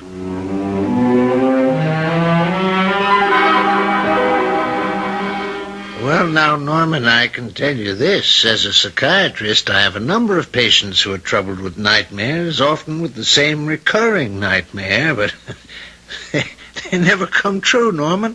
And neither will yours. No. What about that feeling? How do you explain that feeling that the woman last night, in that dream last night, seems as real to me today as she did then? That's why, even though I know how terribly busy you are, I had to see you today. She stays there. She won't leave my head. Never too busy to fit an old friend into my schedule, but then... Oh, excuse me. Yes, nurse? Tell Miss Lawrence I won't be more than another 5 minutes.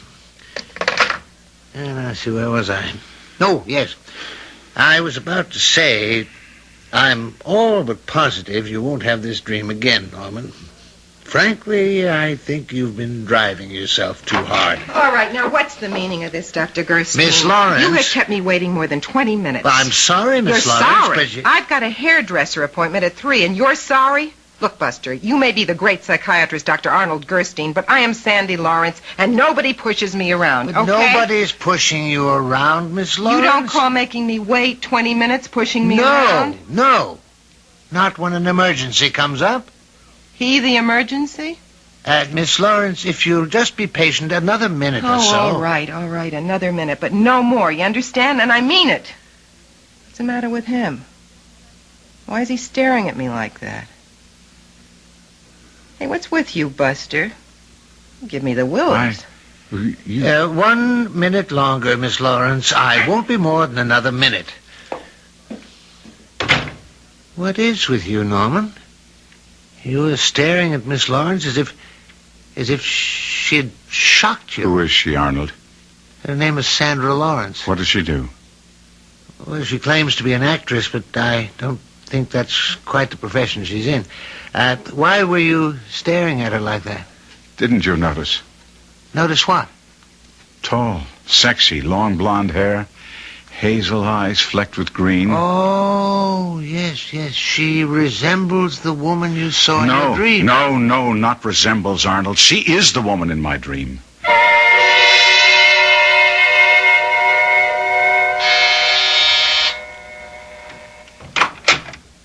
Yeah? My name is Norman Meredith, Miss Lawrence. So? Well, I was wondering if I might talk with you for a few minutes. Well, about what? You selling something? No. I'm not a salesman, nothing like that. Could I come in? Well, I don't know. Somebody give you my name? A client of mine? Well, I'm a friend of Dr. Gersten's. I saw you in his office this afternoon.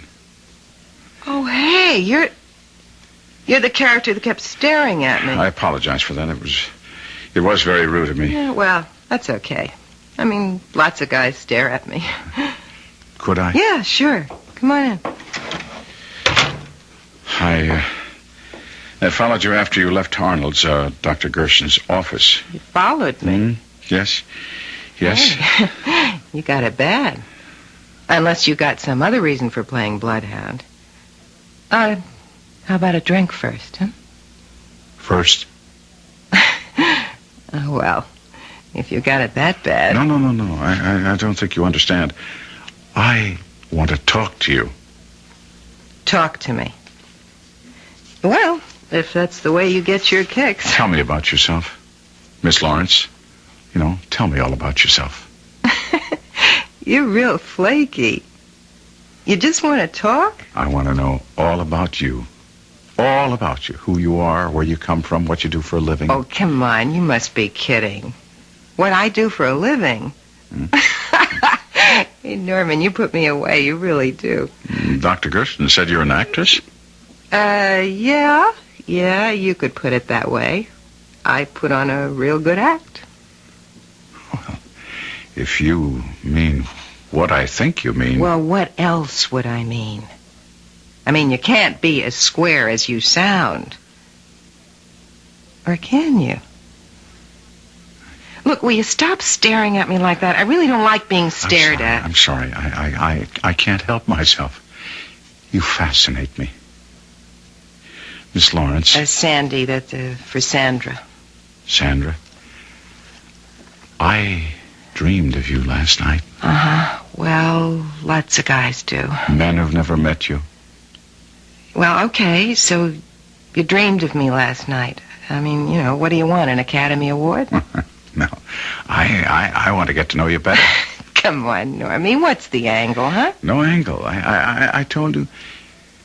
You fascinate me. Look, Normie, you level with me. You level with me right now, or just blow, okay? I am leveling with you. When I say you fascinate me, I mean, well, there was the dream to begin with, and then meeting you, a dream woman in the flesh in Gersten's office. There's something so strange about it. About it and you. Oh, now I'm strange. Oh, no, it's more than that. It's you. I'm drawn to you. Waiting for you outside the medical center, I kept telling myself I was crazy and that I ought to just put you out of my mind, go about my business, but I couldn't do it. All the time that I was following you, waiting for you, I didn't want to. But I had to. You see, I was incapable of doing anything else. It must be like being an alcoholic or a drug addict. It's a compulsion. I have to be with you. Well, whatever you got, you sure got it bad. Now, Normie, dearest heart, my time is valuable. It's $50 an hour. Dearest heart. Dearest heart. You called me that in the dream. Dearest heart. Oh, yeah? Oh, how about that? How about the $50? Well, sure. Okay, in advance. Oh, sure. Anything you say. Sandy. Here. Put it on the table, Normie. Attaboy. Okay. What'll we talk about? I don't know. Anything. Anything, as I said. I want to know all about you. Tell me about yourself. Okay, but how's about I slip into something more comfortable first? All right. You fix yourself a drink. The bar's over there. Thanks. You got any scotch? Yeah, try the shelf under the bar. Okay. Oh. Good Lord. What's the matter? This knife. This carving knife. Where did you get it? How do I know? I had it for years. Oh, you fascinated by knives, too? No, not knives. A knife. This one. Well, I said it before, and I'll say it again, Normie. You put me away.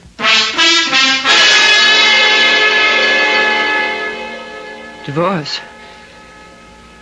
You want a divorce, Norman? Yes, Agnes, I do. To marry this tramp? Yes. I can't really believe you're saying this. I can't understand your being fascinated by a woman who resembles the woman you saw in your dreams. She is the woman in my dream. I'm in love with her, Agnes. In love? With the kind of woman you tell me she is? Norman, in love? Hopelessly, helplessly, compulsively. I'm gripped by something out of my control. I've tried to fight it, to free myself of it, and I can't. Agnes, I can't. But my darling, you've got to. I love you.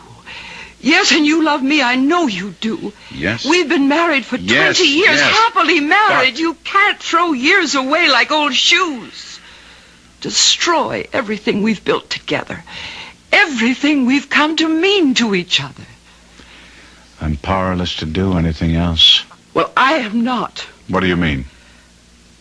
I mean that you're suffering from some sort of aberration. You're sick, Norman. Mentally sick. And I am not letting you do anything as stupid, as disastrous as marrying that girl. I will not divorce you, Norman. Agnes. No, Norman. In a few months, it'll all be over. This sudden romance of yours will be dead. Stone cold dead. No.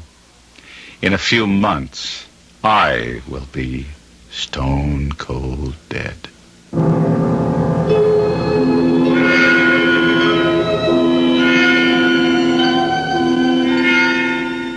There are, we are told, dreams of precognition. Dreams which foretell events that will happen in the future. There are, in fact, many such cases on record. Explain them? I can't. The truth is, no one can. Not even Norman Meredith. I'll be back shortly with Act 2.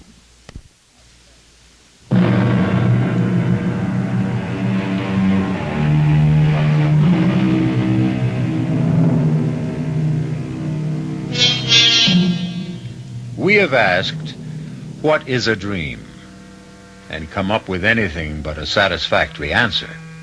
We might ask now, what is a compulsion?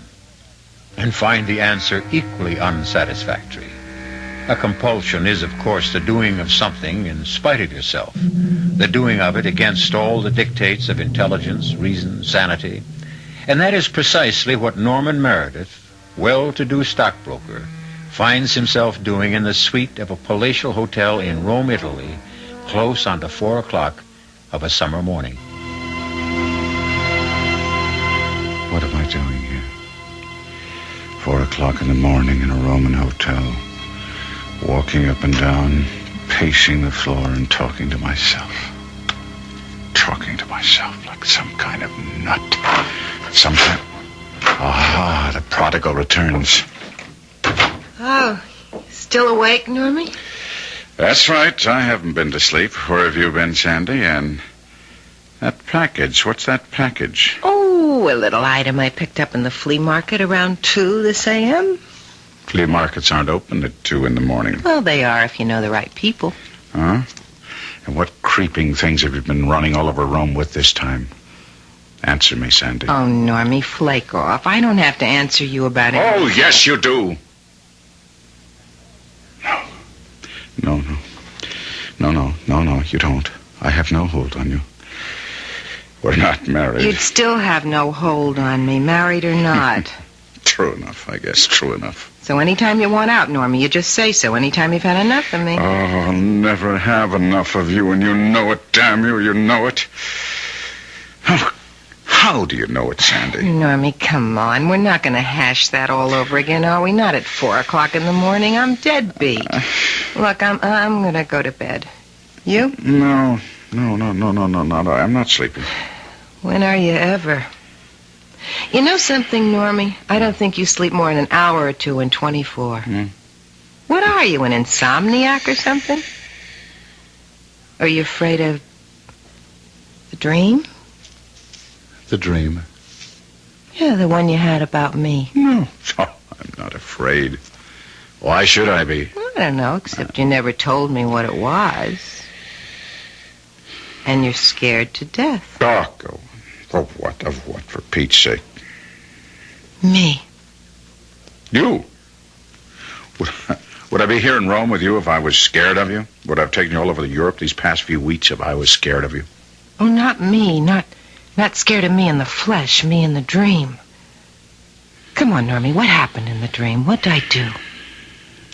Go to bed, Sandy. Okay.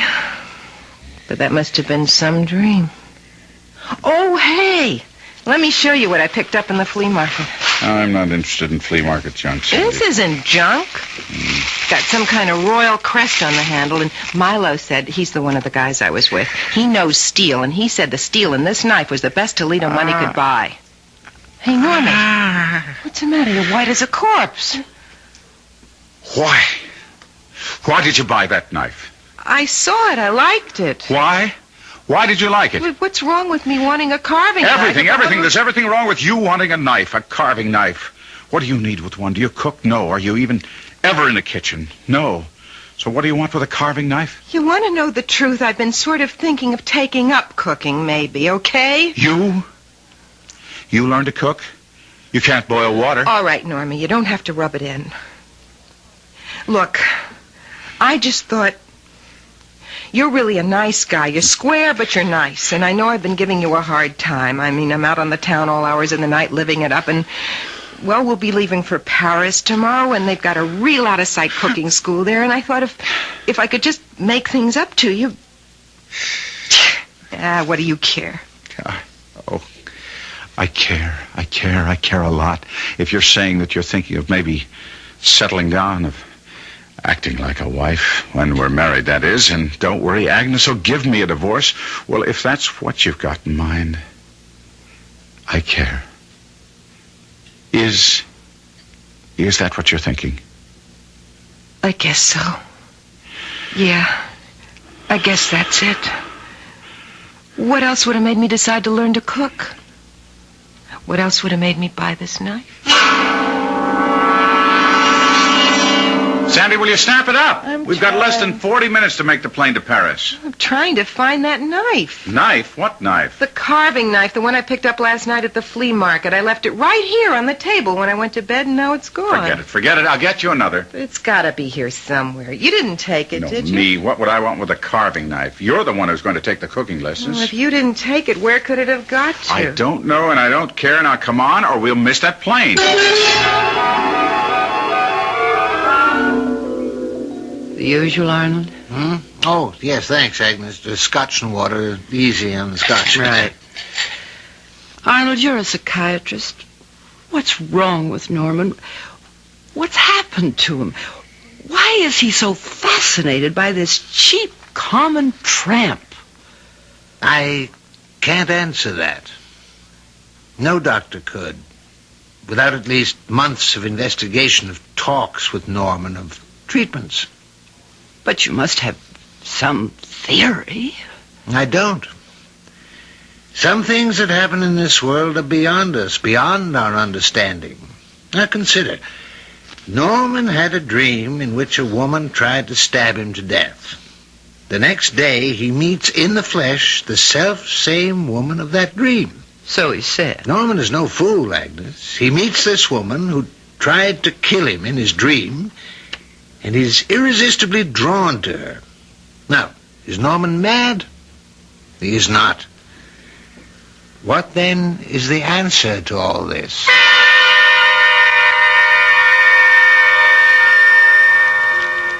Who are you? How can you ask, Norman? Don't you know me? How would I know you? We've never met. Oh, yes, we have. And Norman, dearest heart, I am the woman of your dreams. Your dream woman. Why do you hold that knife, that long, sharp carving knife? To kill you, Norman. To kill you. Why would you want to kill me with that knife? So you can stay in my world always. Be mine always. I don't understand. Oh, dearest heart, join me. Now! No! Yes! No! Yes! No! Yes! Yes! Don't escape the knife. Die, Norman! I can't Die! escape the knife! Die! No! You die. There. I've got the knife away from you. Now, you die! Norman!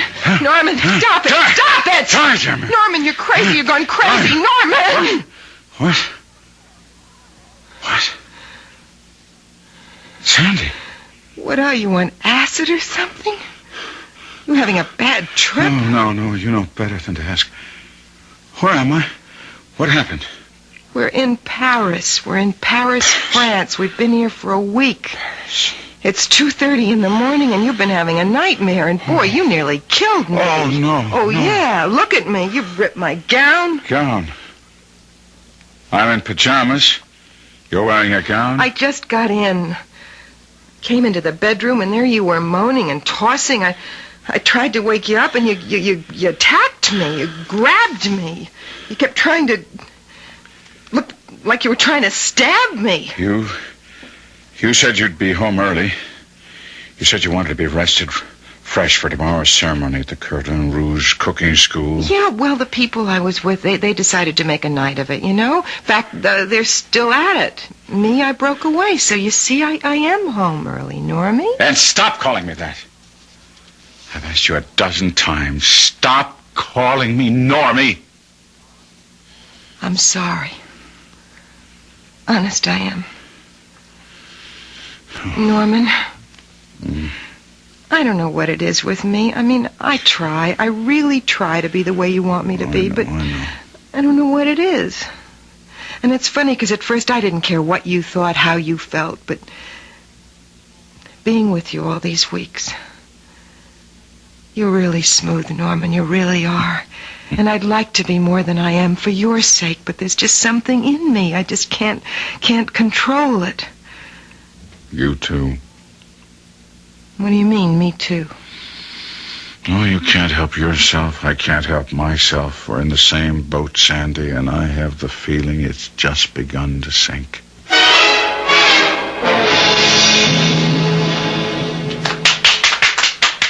Alors, puis-je demander votre attention, mesdames et messieurs, s'il vous plaît? Ah, merci. Today, as the maître of this particular class in cooking here at Le Cordon Rouge, it is, as you know, my pleasure to award prizes to the 3 best students. And I'm delighted to see that Monsieur Norman Meredith has accompanied the beautiful Sandra Lawrence today, because to her goes the first prize. Come forward, Sandy. Venez ici, hein, and accept your award. Avec mes compliments, chérie. Oh, thank you, dear maître. Thank you very much. Shall I open it so everybody can see what it is? Yes, but of course. Okay. Oh, hey! It's a knife. A beautiful carving knife.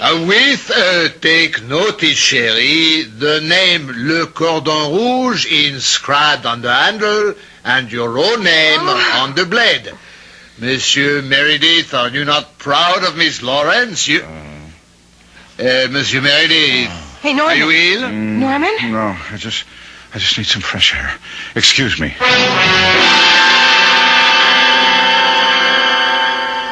You heard me, Normie. Where is the knife? How do I know? Now, you listen to me. The first time I met you, when you came to my place in New York, you acted real funny when you found that carving knife on the bar. You remember? And somehow I never saw that knife again. It just disappeared. Because you took it. You don't know what you're talking about. Oh, I don't? No. Then what happened to the carving knife I picked up at the flea market in Rome? I know I left it on that table when I went to bed that night, and it wasn't there when I got up, and somehow it disappeared forever. Just why you're accusing me? Because you took them and you hid them, or you threw them away, or you did something. And you've done the same thing with my Cordon Rouge knife. Not me. Then where is it? Now, you took the knife, Normie. You've taken them all. I don't care about the other 2. But this one, it means something to me. So you won first prize in a cooking class. What's the big deal? You can say that to me? Listen, I went to that class so I could learn to cook for you, not for me. Oh, and I succeeded. I won first prize. Me, Sandy Lawrence, first prize. I don't care about the knife. I care about what it stands for. And it stands for the fact that I'm falling in love with you, Norman. Oh, Sandy. Sandy, baby. Don't Sandy, baby, me. I want my knife. Now, where is it? What have you done with it? I threw it away, Sandy. Where? In the river, in the Seine. Then it's gone. I'm afraid so, honey. Norman, how could you do this? Why did you do it? Well, why? Oh, well, I guess you might as well know, but because of the dream. What, the dream about me? Yes. What in heaven's name can the dream have to do with knives? In the dream, you try to kill me with a knife. I try to kill you? With a carving knife. Exactly like the knives I took and threw away. Long, gleaming, razor sharp. Are you telling me that I'm going to kill you? Stab you to death with a carving knife? Yes, that's what I'm afraid of, Sandy. It's why I've been throwing away the knives, the carving knives that you somehow come up with again and again. You know something? You were out of your head. Just because that first prize is a carving knife is no reason. I'll get it. Monsieur Philippe. May I come in, Sandy? Yeah, of course. Thank you. Monsieur Meredith. Hello. Can I give you a drink? Oh, no, merci, no. I stay only a minute or two. The fact of the matter is I am somewhat embarrassed to be here. Embarrassed? Something has happened which I do not understand. This morning I presented you with a beautiful carving knife. First prize for your work in my cooking class. Yeah. Yes. Well, this afternoon, a man come to me. He had been fishing on the banks of the Seine, and his hook had caught on this. The knife. The carving knife. Oui, Monsieur Meredith. The knife I gave you, Sandy, as first prize. It is, how should I say, a puzzle to me, an embarrassment, because the knife could have got into the river only one way. It must have been thrown there, and, well, alors, what I'm trying to say is if you do not want the knife... No! Hey, Monsieur Meredith, he has fainted. Yeah. Is it something with knives? When I gave it to you this morning, he turned white, looked sick. And now, do knives bother him? And so? They what? They kill him, Monsieur Philippe. They kill him.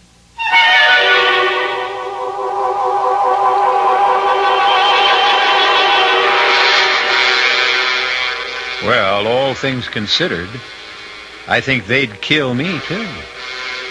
It is curious, this affinity Sandra Lawrence has for carving knives. Or they for her. I'll return shortly with Act 3.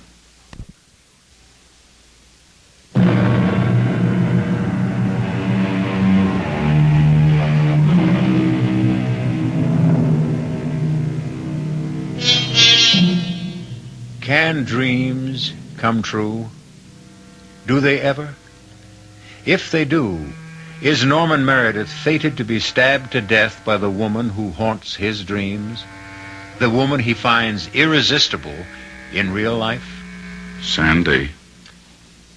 Yes, Norman. Tell me where it is. Well, what is? You know what.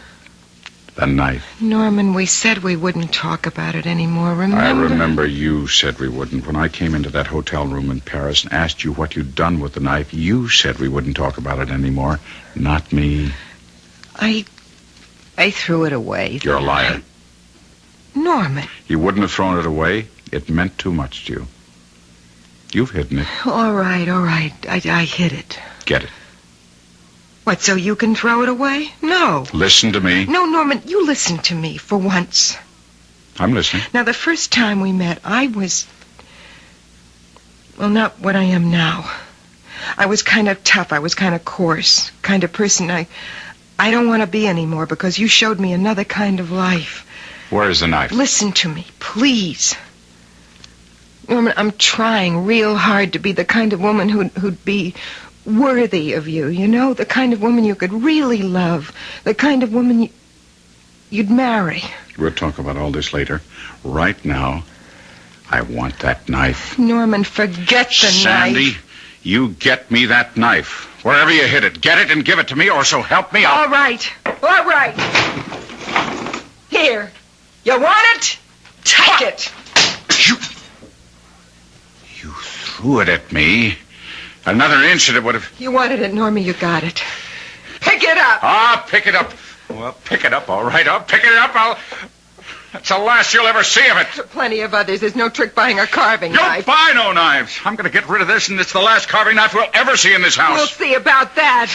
I'm telling you... Ma'am, I'm telling you. Nothing. You're telling me nothing. Norman! No! Nothing. Oh! Oh, what have I done? I don't understand. I've killed her. Stabbed her to death. It doesn't make sense. It doesn't make sense.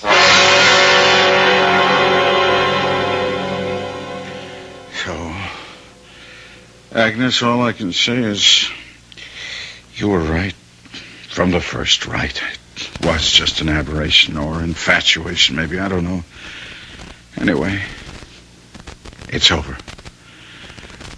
Will you take me back? Of course, Norman. I never really let you go. But... Yes? Are you sure it's over? Done with it? Are you absolutely sure? Oh, yes. I left her this morning. I told her that everything was over between us. Everything. What did she say? Nothing. She must have said something. Nothing. Norman, darling. I'm sorry. Nerves. Oh, you poor dear. You're worn out on the ragged edge. Done for.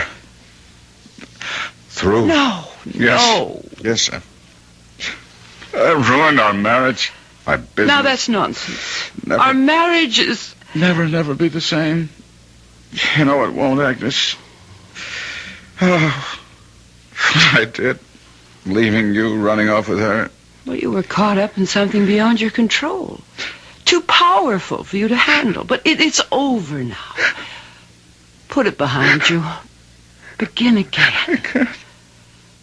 I can't. Well, it isn't the end for us, Norman. It is for her. What?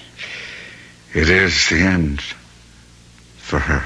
You mean Sandra Lawrence? Well, yes, in a way, I suppose it is. But her kind, she'll get by. She'll start living again. Don't say that. Darling, she will. It isn't all over for her either. It is. It is. I killed her, Agnes. What kind of nonsense are you talking? Norman, we're not going to talk anymore, not now. I've got to go out for an hour or two, but while I'm gone, I want you to rest. Now, lie down for a while. Will you do that? Yes. And, if you feel like a snack, ask Nora to fix something for you. Nora? Oh, I haven't had a chance to tell you we have a maid, Nora. Wonderful cook, too. So if you want something, just ask her. You'll find her in the kitchen. She loves it, so she practically hibernates there. What is it, dear? This isn't a dream, is it? That I'm home with you. I'm not dreaming, am I, Agnes? If you are, it's no nightmare, darling. Isn't it? Isn't it?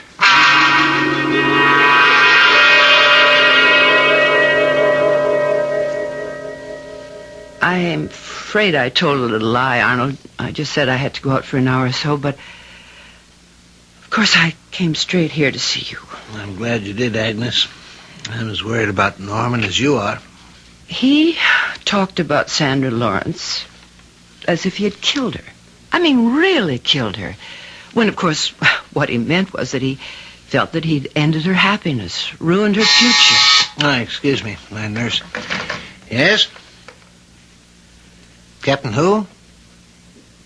The police. Oh, yes. Put him through.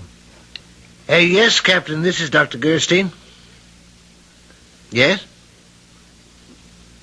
Well, she was a patient of mine. What's that? Stabbed to death? Oh, good heavens, Yes, of course. I'll answer any questions you may have. No, not at all. Goodbye. Agnes, you said you left Norman at home? Yes. We'd better go there at once.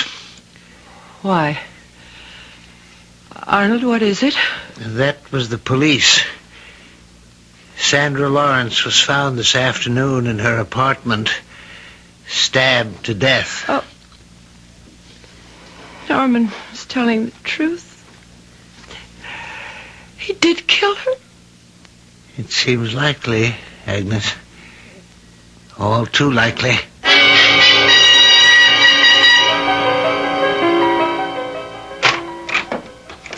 Norman? Oh, he's probably in the bedroom asleep. I'll come with you. No, bed's empty. The kitchen. I told him if he wanted a snack to ask Nora. Nora, have you seen... Nora! Easy, Agnes. And Norman on the floor, a knife in his chest. Hang on to yourself. Nora's sitting there at the kitchen table, blood all over it. Norman, dead. Stabbed to death. Arnold, is this happening? Am I going out of my mind? Come with me. Norman. Please, Agnes, come with me. Arnold. Now, you just sit here in the living room and let me handle things out there. Nora, that is your name, isn't it, Nora? Yes. What happened here? I don't know. I can't make any sense out of it. What happened? He came here into the kitchen. I had just started dinner. He stared at me like I was some kind of ghost or something. And then he flung himself at me, grabbed me by the throat, and he was screaming, "I'll kill you once and for all. I'll kill you and be rid of you." I grabbed for something to protect myself with. The carving knife was handy. I grabbed that. And the next thing I knew, he was there on the floor with a knife in his chest. Dead. I killed him. But he would have killed me if I hadn't. Why? Why would he have killed you? Agnes, go back into the living room. Leave this to me. I want to know. My husband didn't even know you, Nora. Why would he have wanted to kill you? I don't understand. I do. Or do I? What do you mean? When did you hire Nora? Yesterday morning. According to the police, that's about the time Sandra Lawrence was murdered. What of it? What in heaven's name has that to do with Nora? Look at her, Agnes. Take a good look. Tall, hazel eyes with flecks of green. Long blonde hair. You never met her, but I can tell you, Nora is the image to the life of Sandra Lawrence.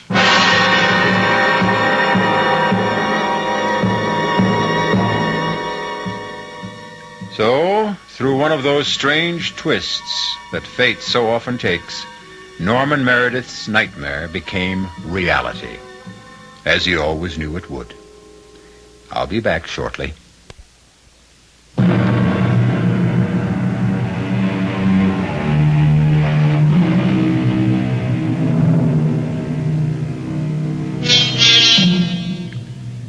As I said when we began, little, if anything, is known about the origin of dreams, where they come from, why they come, what they mean. I can only wish, most sincerely, for all your dreams to be happy ones. But I doubt that they will. Our cast included Kevin McCarthy, Terry Keane, Grace Matthews, and Robert Dryden.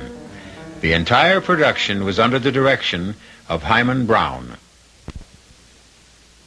This is E.G. Marshall inviting you to return to our Mystery Theater for another adventure in the macabre.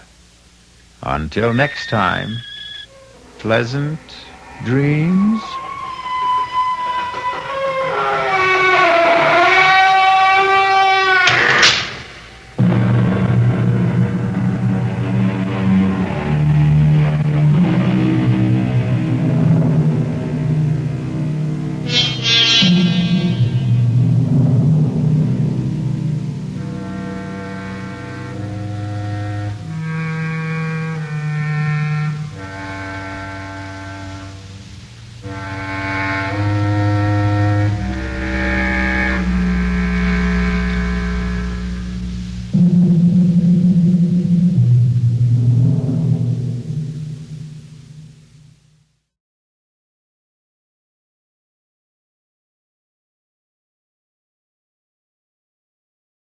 The CBS Radio Mystery Theater presents...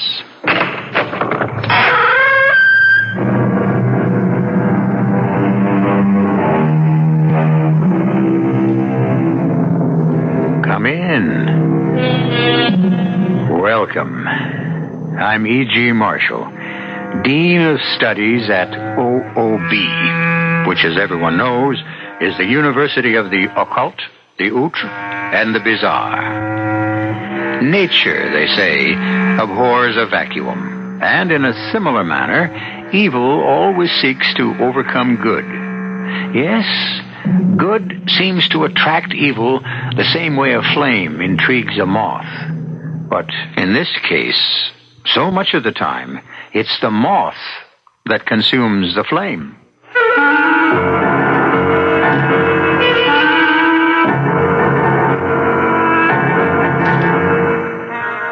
Our mystery drama, Stitch in Time, was written especially for the Mystery Theater by Sam Dan and stars Leon Janney.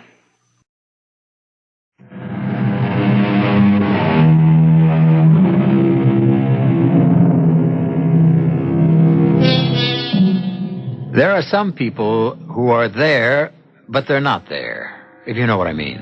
That is, you never notice them. They're a part of the scenery, the background. We're aware of them, but we don't pay any attention to them.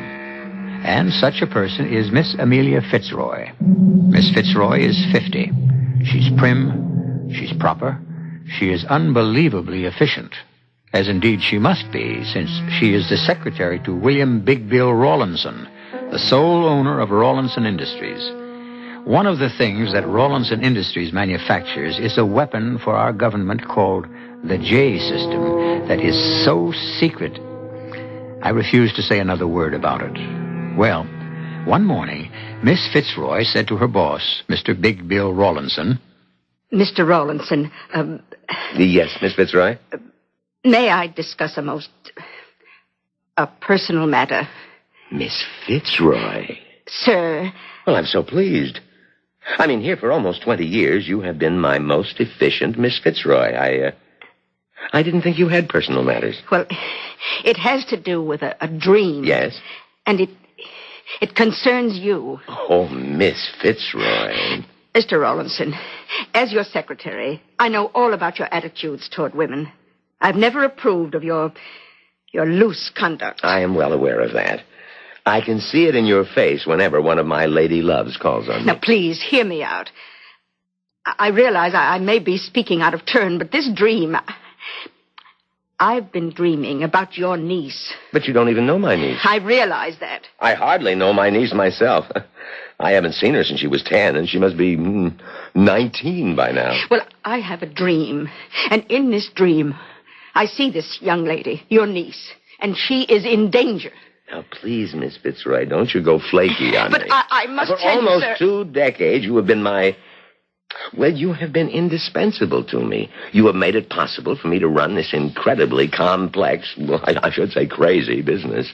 You are the only person in the whole world who has never failed me. Now, don't go to pieces on me now. I am perfectly all right. Perhaps you need a vacation. All I'm trying You're to say... You're trying too hard. Now, take a vacation as long as you like.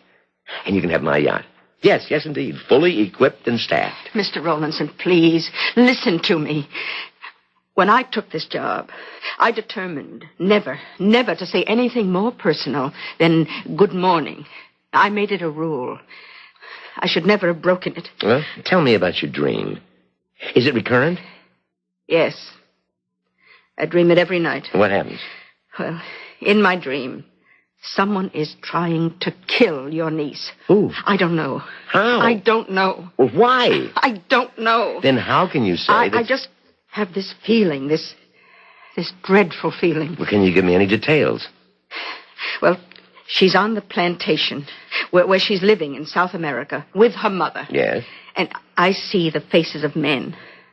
Hard faces. Cruel faces. Yes. And I know those men intend to kill her. But what makes you think so? I can't say. It's a feeling. No, it's more than a feeling. It's a conviction. Miss Fitzroy. I know it sounds insane, neurotic. Miss Fitzroy, let me account for your dream. I'm sorry I even spoke about it. Now, let us face facts. You are in love with me. Please, Mr. Rowlandson. You may even be unaware of it, but consider that you have given me your entire life. Mr. Rowlandson. My problems have been your problems. Your entire existence has been subordinated to my needs and conveniences. I should never have started to You know how precious Donna, my darling Donna, my dead brother's child, is to me. I don't see where this can possibly... Donna, my greatest joy, but also the source of my greatest sorrow. Her mother, who despises me even more than she hated my poor dead brother, has taken the child away, back home with her to South America. Mr. Rowlandson, I don't know where you're headed. I am forbidden to see her. Now, hopefully, when Donna is 21, she will want to come to visit me. Let us pretend I never said anything at all. But that would be a lie. Because something is really bothering you. Now, this girl is all I have in the world. And I'm all you have in the world. And so Donna has become important to you, too. And you worry about her. You fear for her safety. You pray for her well-being. And so, feelings of trepidation. I have things to attend to. I notice you don't deny what I'm saying. You know the secret of my success. It's my supreme and sublime self-confidence. You saw me parlay a $10,000 investment into a billion-dollar corporation. You know I always know what I'm talking about. Oh, I have never been so embarrassed. And I know you always know what you're talking about. Look, put in a call to South America. Get my dearest sister-in-law on the phone.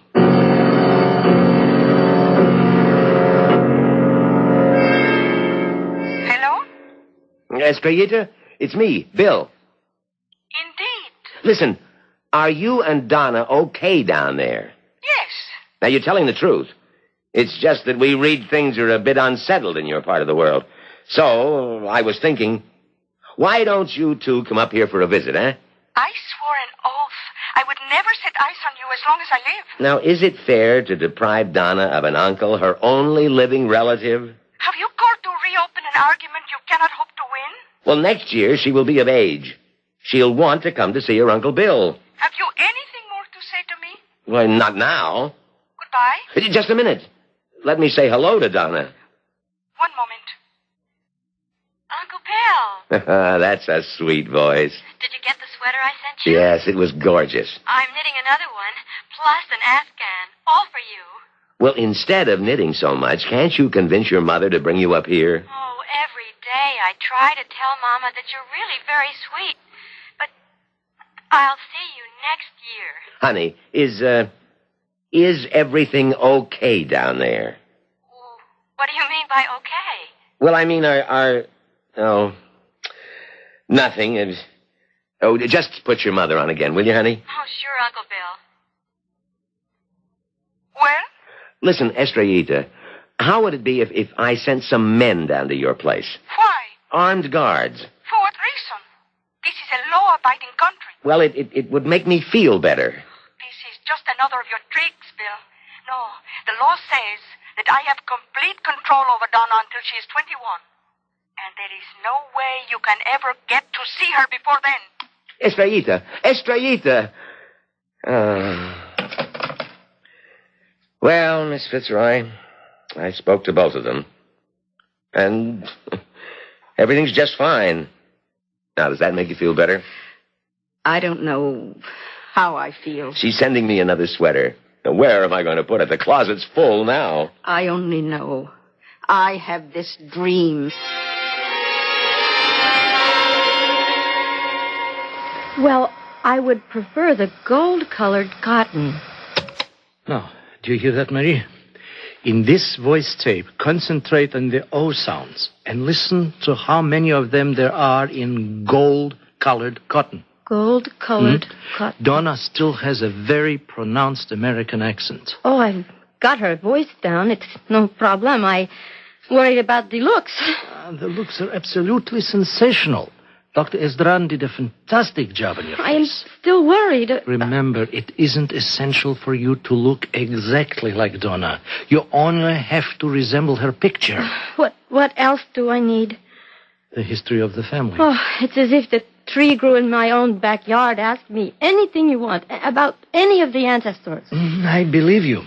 Hobbies. She knits, as you know, and so I had to take up that stupid pastime myself. It is not a stupid pastime. It's a serious part of her entire personality. All right, Chesko. I look like her, I sound like her, I knit like her, I know everything that's supposed to be going on around and around in her brain, and now what? Now, we wait for precisely the right moment. No, don't. We have to save her. We have to. Oh, the dream again. What's the matter with me? What's the matter? I can't do this. I can't call Mr. Rawlinson at 3 a.m. because of a dream. I can't. I'm going crazy. I can't help it. I must call. I have to call him.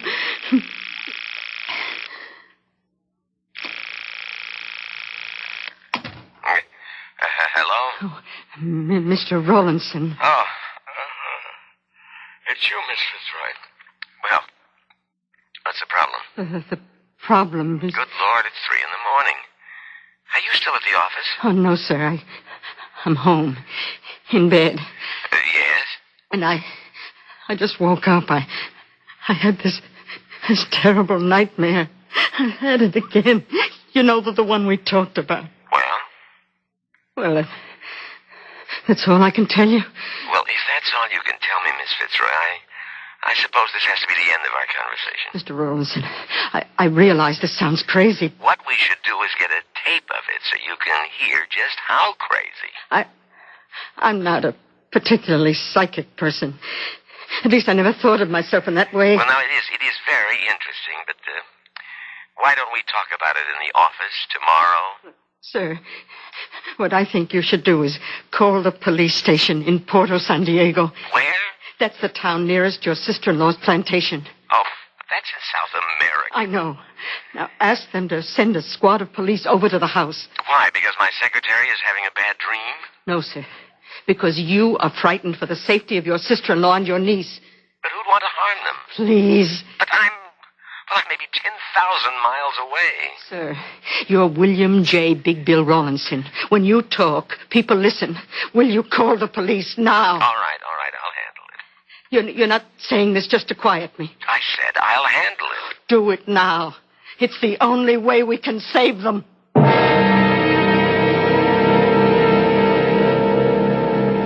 Well, there's a little bit of ESP, extrasensory perception for you. Premonitions. Don't hold them cheaply. And consider this one, which Miss Fitzroy is having. Is it true? Is it false? Is she having it at the right time? Or perhaps too late? By the same token, too early? A full load of questions. But you know we do get around to answering all of them. starting with Act 2, which I shall bring you in just a few moments.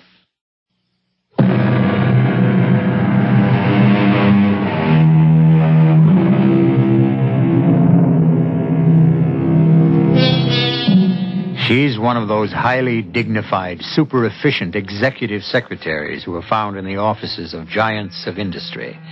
She's handsome rather than beautiful, all enamel and steel. But you wouldn't know it if you could hear her on the telephone right now at 3 in the morning. Why, she sounds just like any terrified, hysterical, middle-aged woman. Miss Fitzroy, I said I'd handle it.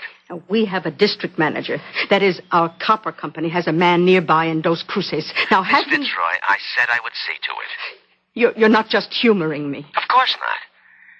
Now, why don't you get off the phone so I can start the wheels turning?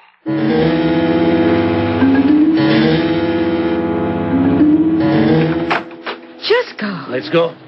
Now? Tonight? Right now. Oh, let me get my raincoat. You don't need it. Come on. Oh.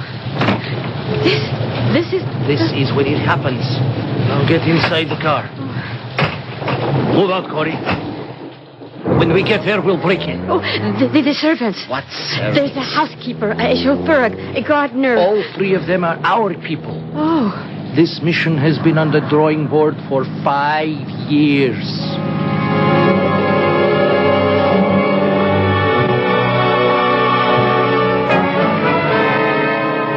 Yes, see. This is the chief of police, Puerto San Diego. Who? Senor William Rollinson?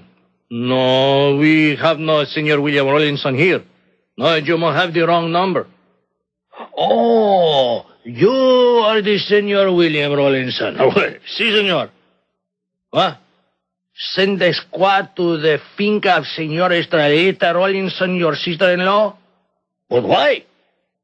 You say there's trouble? Oh, there might be trouble. Well, si, senor, but it's raining. No, senor, it is not necessary to telephone the Presidente. I will make the necessary arrangement. Si, senor. Oh, si. No self-respecting bandito would go out on a night like this. Crazy Norte-Americanos. Hola, Sanchez, Luis, wake up!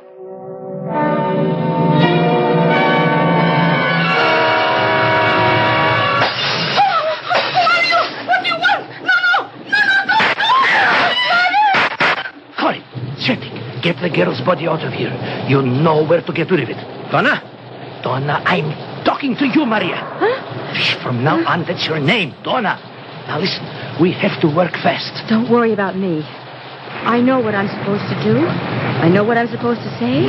I am a trained operative. You young kids, you think you know everything. You had better get out of here. It is my show now. Our show. I'll be in America to supervise. Now listen, we have provided for absolutely every contingency. Nothing, absolutely nothing can go wrong.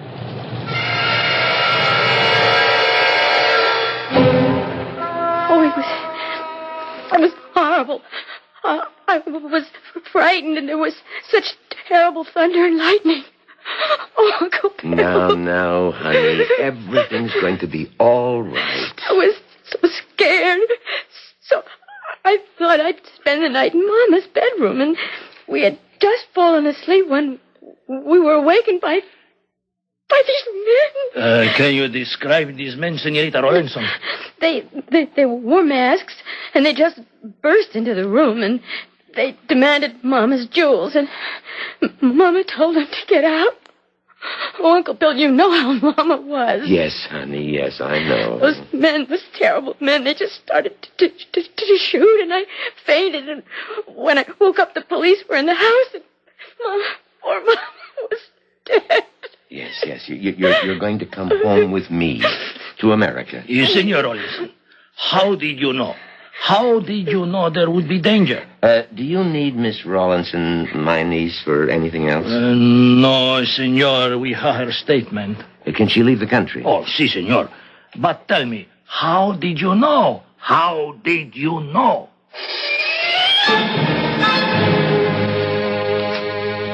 And this is my secretary, Miss Fitzroy.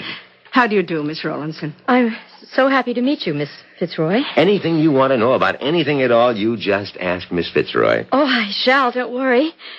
Do you have a ruler, Miss Fitzroy? Of course. Here you are. I want to measure your shoulders, Uncle Bill. What for? Well, I'm knitting you a new sweater. Donna, honey, I have 1,000,000 sweaters. I can't help it. The doctor told Mom I was a compulsive knitter. Mama. Poor Mama. Yes. At least you were spared. You, don't like my sweaters, Uncle Bill? Oh, I love them. It's just that you've made me so many. See, I'm wearing one right now. Why don't you knit a sweater for Miss Fitzroy? Would you wear it, Miss Fitzroy? Of course she would. Now, tell me, what would you like to do today? Oh, I haven't even started on the museums and the shops and... Oh, there's so many plays I've just been dying to see. Miss Fitzroy, why don't you arrange a kind of itinerary for Donna? Plan the next week or so for her. Shopping, sightseeing, make reservations for tickets, restaurants. Yes, Mr. Rawlinson. I'll do it immediately. You're going to love it here, Donna. I know. Did your mother ever tell you who I am? Of course. You're my daddy's brother, my Uncle Bill. Mm-hmm. But what else did she tell you about me? I'd, rather not say. You know how Mama felt about you. She insisted you turn Daddy against her. I didn't. Did she tell you how much money I have? She said you're a very wealthy man. Do you know what that means? It means you have a lot of money. Mm-hmm. And power. I influence a great many things in this country, and one day I'm going to be out of the picture. Oh, please don't talk about dying, Uncle Bill. Please, not now. Well, death is a fact of life. Now, everything I own will belong to you. How will you use it, I wonder? Oh, I'll use it where I think it'll do the most good. I'm happy to hear that kind of an answer. Uncle Bill? This Miss Fitzroy? Yes?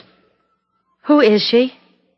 Well, she's been my secretary since the year 1, and she's a very nice lady. Why doesn't she like me? What are you saying? I have this feeling that she doesn't like me. Now, how can you say that? She loves you. She does? Yes, take my word for it. Well, if you say so. Knit her a sweater. She deserves it.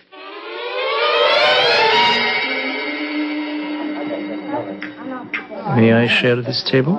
If you like. Well, I was wondering when you'd show up, Chesco. I want a report. Oh, I don't have time now. I have to meet my dear uncle in 30 minutes. He's taking me to a baseball game. How will I manage to sit through it? Do your knitting. How are things? This Miss Fitzroy may be a problem. The secretary? How? I think they're in love with each other. Oh, nonsense.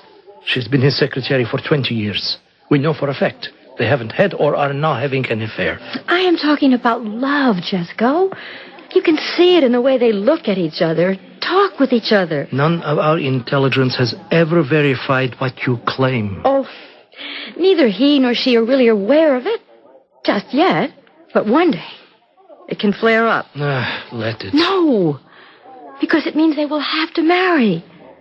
And I will not be the only one to inherit then. Therefore, the holdings will not be ours to control as we wish. Well, if she becomes a threat... Well, you can't solve everything with a gun, Chesco. What is your suggestion? I shall be the poor, persecuted little niece. As a matter of fact, I have sown the seed already.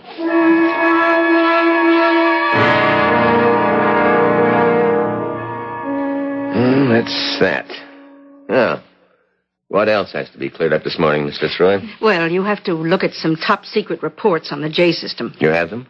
A colonel from military intelligence placed them in my hands in the outer office. Now, they're for your eyes and my eyes only. He's waiting for them. Then we better check them out right now. Mm-hmm. Hi, Uncle Bill. May I come in? Sure, honey. No, Donna, you cannot come into the office now. Uncle Bill. Mr. Rawlinson, what are we reading? Oh, yes. No, honey. Could you excuse us for just a couple of minutes? Of course. I'll excuse you for as long as you want.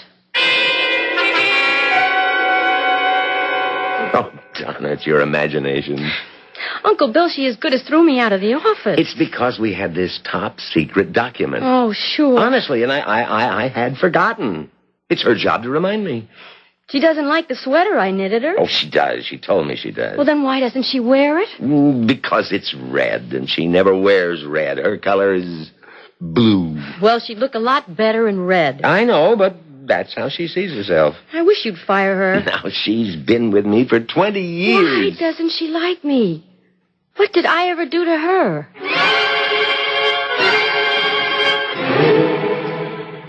The agenda for the board meeting will consist of... Mr. Rawlinson? Oh, yes, Miss Fitzroy? Would you rather discuss this another time? No. The meeting's tomorrow. We have to do it now. Oh, all right. Now, the financial report, the analysis... Miss Fitzroy? Yes, sir. May I discuss a most personal matter? Oh? Why don't you like my niece? Oh, no, that isn't true. What makes you say I don't like her? Well, for one thing, you don't wear the sweater she knitted for you. Well, the weather has been quite warm, hasn't it? Yes, but the girl has a feeling that you dislike her. Oh, Mr. Rawlinson, I can assure you that... This is embarrassing for both of us. She's been through a terrible ordeal. You realize that? Yes, Mr. Rawlinson. And she's probably not herself. Yes, sir. Well, I would consider it a personal favor if you'd smile at her, and you really should wear her sweater. Oh, I will, Mr. Rawlinson. I can always depend on you to do the right thing. Now, where were we on the agenda? Let's see. The financial report, the analysis of the research on... Yes, Miss Fitzroy? Mr. Rawlinson, I'm bound by the truth to make a confession. Confession? Yes, your niece has this feeling that I dislike her. Well, it isn't that I dislike her exactly. Now, what does that mean? Well, she probably senses something I feel. All right, what's that? I don't know how to say this. Well, you generally manage to make yourself understood. Perhaps, but this time I'm not sure. Miss Fitzroy, what are you trying to tell me? Well, what I'm trying to tell you is that I have this feeling, and it keeps nagging at me that this girl is not your niece. What are you saying, Miss Fitzroy? What are you saying?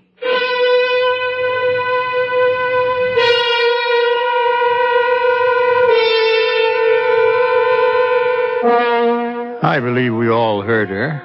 Well, we know it because we were all witnesses to a scene which proves it. But how does Miss Fitzroy know it? Or, if she has a feeling, what has brought it about? After all, she has no way of knowing. Or does she? Well, you're in this deep. Stay around for the expose, which happens in Act 3, which I shall bring you in just a few moments.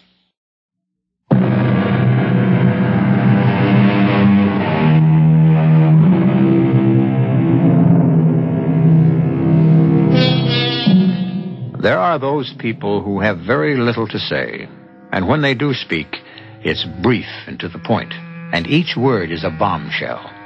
Such a person, as you have already witnessed, is our Miss Amelia Fitzroy, and when she speaks, she is a woman who is not to be taken lightly, especially by her employer. But this time, what is she saying? She is not your niece. I'm afraid I don't understand. I know it sounds crazy, but Miss Fitzroy, I always hold everything you say as serious, logical. I know.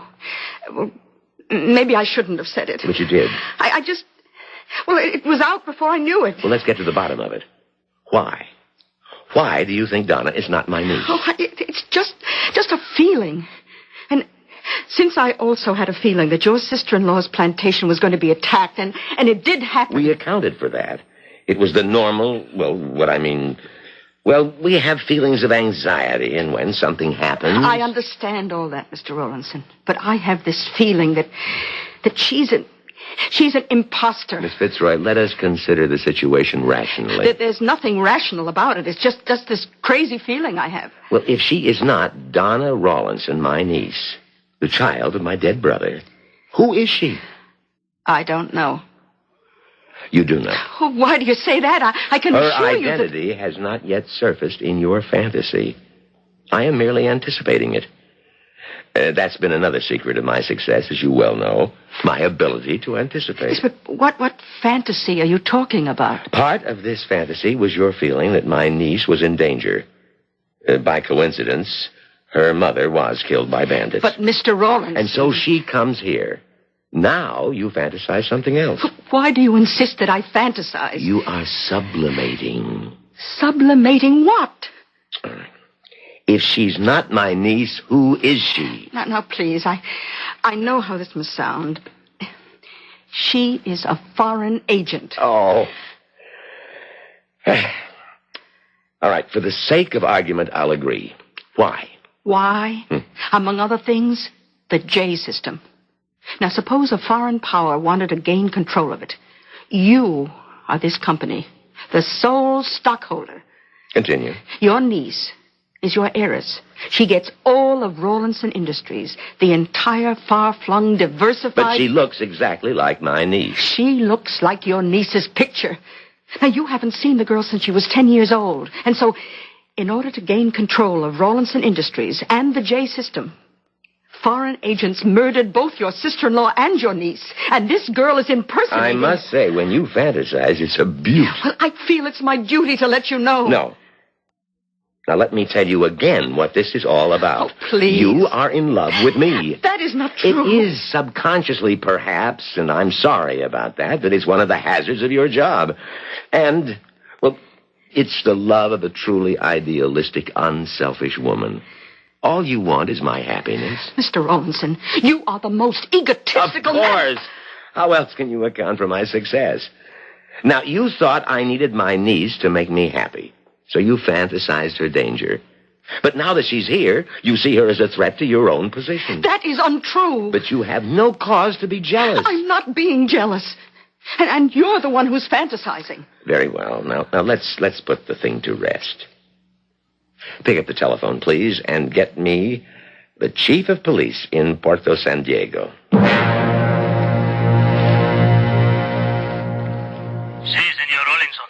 Now, you're sure the young lady is actually Miss Donna Rawlinson? Well, could she be, senor? Would you swear she is Donna Rawlinson? Senor, I was not acquainted with the senorita personally. Well, the servants. I want you to interview the servants and make sure. But, senor, the servants are gone. What do you mean, gone? The finca, the plantation has closed, and they are gone. I see. Well, thank you, Chief. All right, now, Miss Fitzroy, the thing is ridiculous. The receptionist said I was to go in. I hope it's all right with you, Miss Fitzroy. Well, of course it's all right. Oh, will you excuse me? I have these reports to work on. I told you she didn't like me. The minute I walk in, she walks out.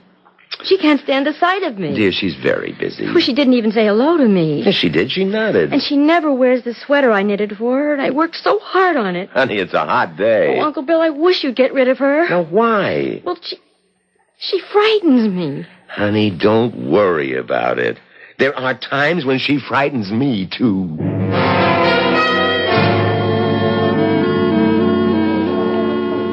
Problems. What do you mean, Jesco? Corey tells me the police down in Puerto San Diego are asking questions.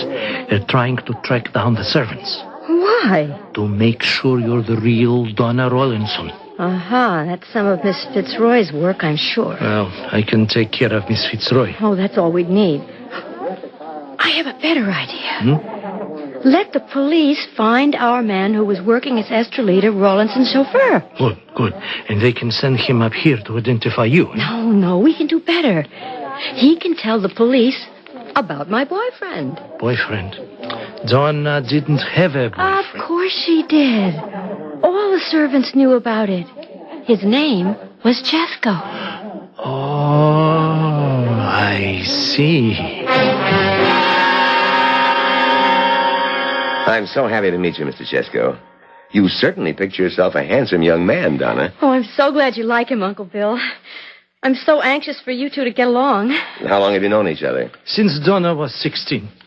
Well, what are your plans, Chesko? I I must go back to my job in Puerto San Diego. What do you do? I am an engineer. How'd you like to work for me? Oh, Uncle Bill. What? I need a visa and permission These things are no problem. Arrange it, please, Miss Fitzroy. Yes, sir. And meanwhile, Chesco, till you get settled, you'll stay at the house with us. Oh, Uncle Bill, how can I ever thank you? Just by being happy. Oh, you're an old darling. Take us to lunch. You two run along. I'll see you tonight. Bye, Uncle Bill. Goodbye, sir, and thank you. Well, Miss Fitzroy, convinced? Of what? Of the fact that she's really and truly my niece. Why? What has occurred to convince me? Her boyfriend. How do we know he's her boyfriend? Well, the chief of police back home says so. No. He says one of the servants says so. Well? How do we know the servants were not in on the plot? Oh, I give up. You investigate the acquisition of a company more thoroughly than you... Miss Fitzroy. Now, I appreciate your deep interest. But I must tell you that I would like an end to this discussion for all time.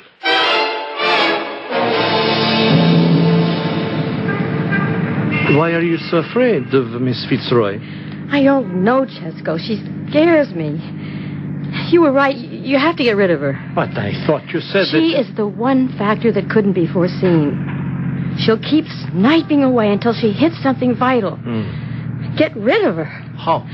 Well, it has to be an accident.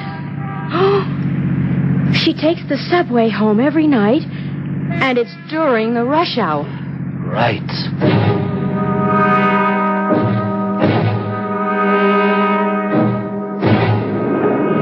Excuse me, lady. Oh, you look familiar. I got to take a train to this address, but I can't make it out. And your voice. Could you read it for me, please? Oh, well, let me look. What does it say? I think it says...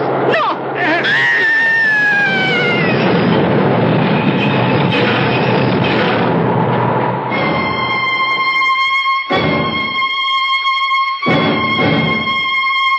Oh, what happened to you, Miss Fitzroy?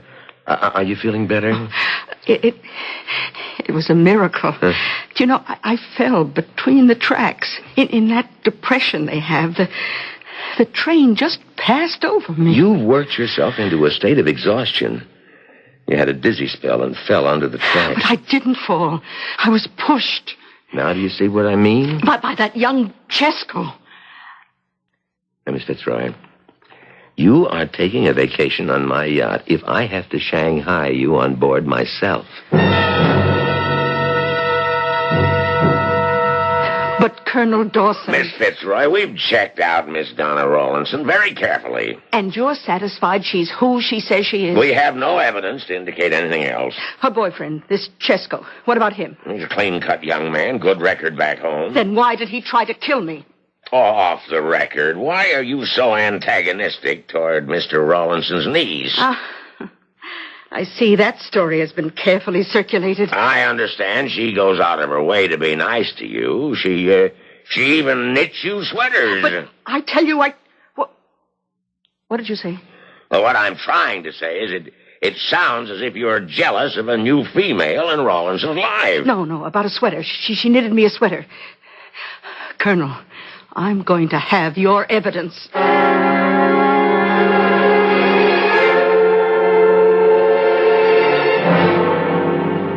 You know, Mr. Rawlinson, Donna's mother didn't like me. Oh, she liked you? She just wanted you to wait 5 years. Honestly, Uncle Bill, the arguments we used to have. Well, I want you two to be happy now. Good evening. Miss Fitzroy, I didn't hear you come in. Something new at the office? No. There's something new here. Oh, Mr. Chesco. I'm sorry your attempt to murder me failed. Now, see here, Miss Fitzroy. This young man is a guest in my house. Miss Fitzroy, what are you saying? I'm saying that you and this young lady are imposters. The real Donna Rawlinson is dead, and you misopposing I must ask you to leave, Miss Fitzroy. You'd better ask me to prove it, and I can. Now, both of us are wearing sweaters knitted by your niece. Yours was sent to you about 6 months ago. Mine was just last week. They were not knitted by the same person. Now, what are you driving at?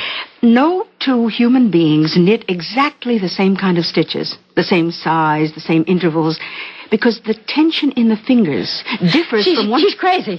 Oh, sure. Of course I'm crazy. I was crazy to work my life away from Mr. Rowlandson, but that doesn't mean I'm wrong about this. Amelia. Oh. That's the first time you ever called me Amelia. Just look, examine the stitches. Your sweater and mine. You see the difference? That's the one thing they couldn't foresee. Just let an expert examine those stitches. Everybody, stand still. What? Let's go. You idiot. Did you have to panic? Did you have to pull that gun? We'll have to arrange for something. So far, nobody knows except us in this room. You still inherit the estate. Everybody knows, Chesko. Oh, Colonel Dawson. Everybody who has anything to do with the J system has a constant tail. Well, Chesko, and you, young lady, we have enough people here to handle everything. Let's go. But I... Let's go, Chesko. And you, miss. No, I didn't. Please. Come on. I'm sorry. It's all right. Especially for your niece. Yes. Poor Donna. Well, I'm grateful to you. Tell me, how did you know about the difference in stitches? Oh, I didn't. I made it up. Amelia. Well, I learned it from you. When something sounds reasonable, write it for all it's worth, because it may be true. Amelia, both of us have been sublimating. I know. About that trip on the yacht. How about if I came along? I've waited 20 years. Although I didn't know I was waiting. And I didn't know I was keeping you waiting. Well, what are we waiting for now? Nothing.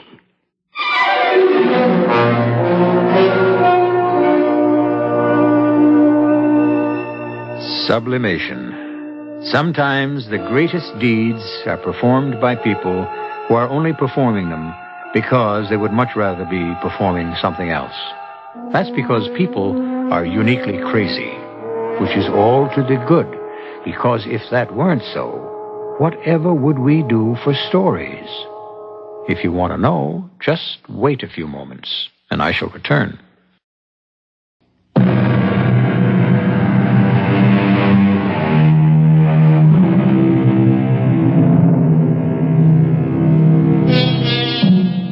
Mr. Chesko and the false Donna were consigned to whatever limbo captured spies are sent to, and Amelia and Bill lived happily ever after. Most experts, that is knitting experts, agree that knitting is as distinctive as handwriting. So we're on sound ground there. And you can always be sure of resting on sound ground if you tune us in 7 times each week. Our cast included Leon Janney, Bryna Rayburn, Rosemary Rice, and Earl Hammond. The entire production was under the direction of Hyman Brown. This is E.G. Marshall inviting you to return to our Mystery Theater for another adventure in the macabre. Until next time, pleasant dreams.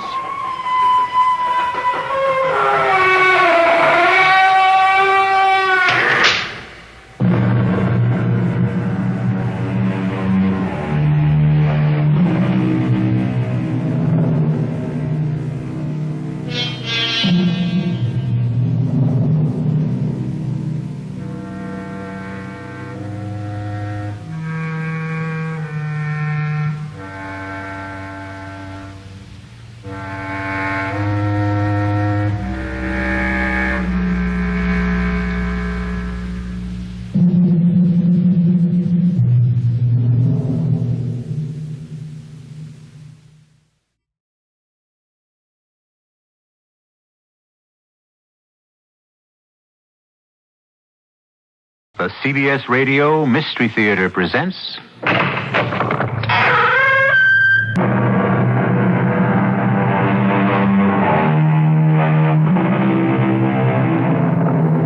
Come in.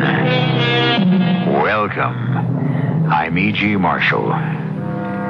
Have you any idea of the meaning of paramnesia? Neither did I until I heard the strange story, later confirmed by an arrest, of Mr. Terence Pierce.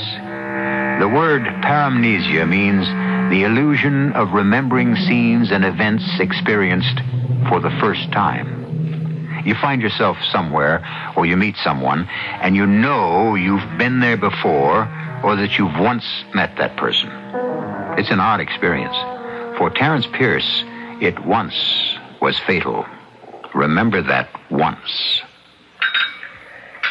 More coffee, darling? Pardon? What is so absorbing about the front page of the paper? Sybil Harrison's been murdered. Oh, no. Oh, she was such a fine actress. So was Lady Millbrook. And she was murdered, too. Who? Lord Millbrook's wife. England. 1810. Oh. Well, how interesting. It's terrifying. Why? Because Sybil Harrison and Lady Millbrook are one and the same woman.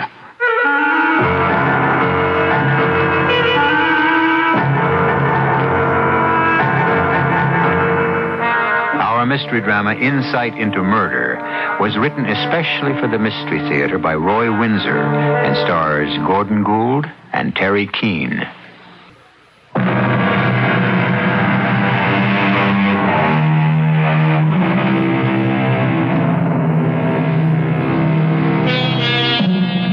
Abnormal psychology is the study of mental processes that deviate from the imagined norm.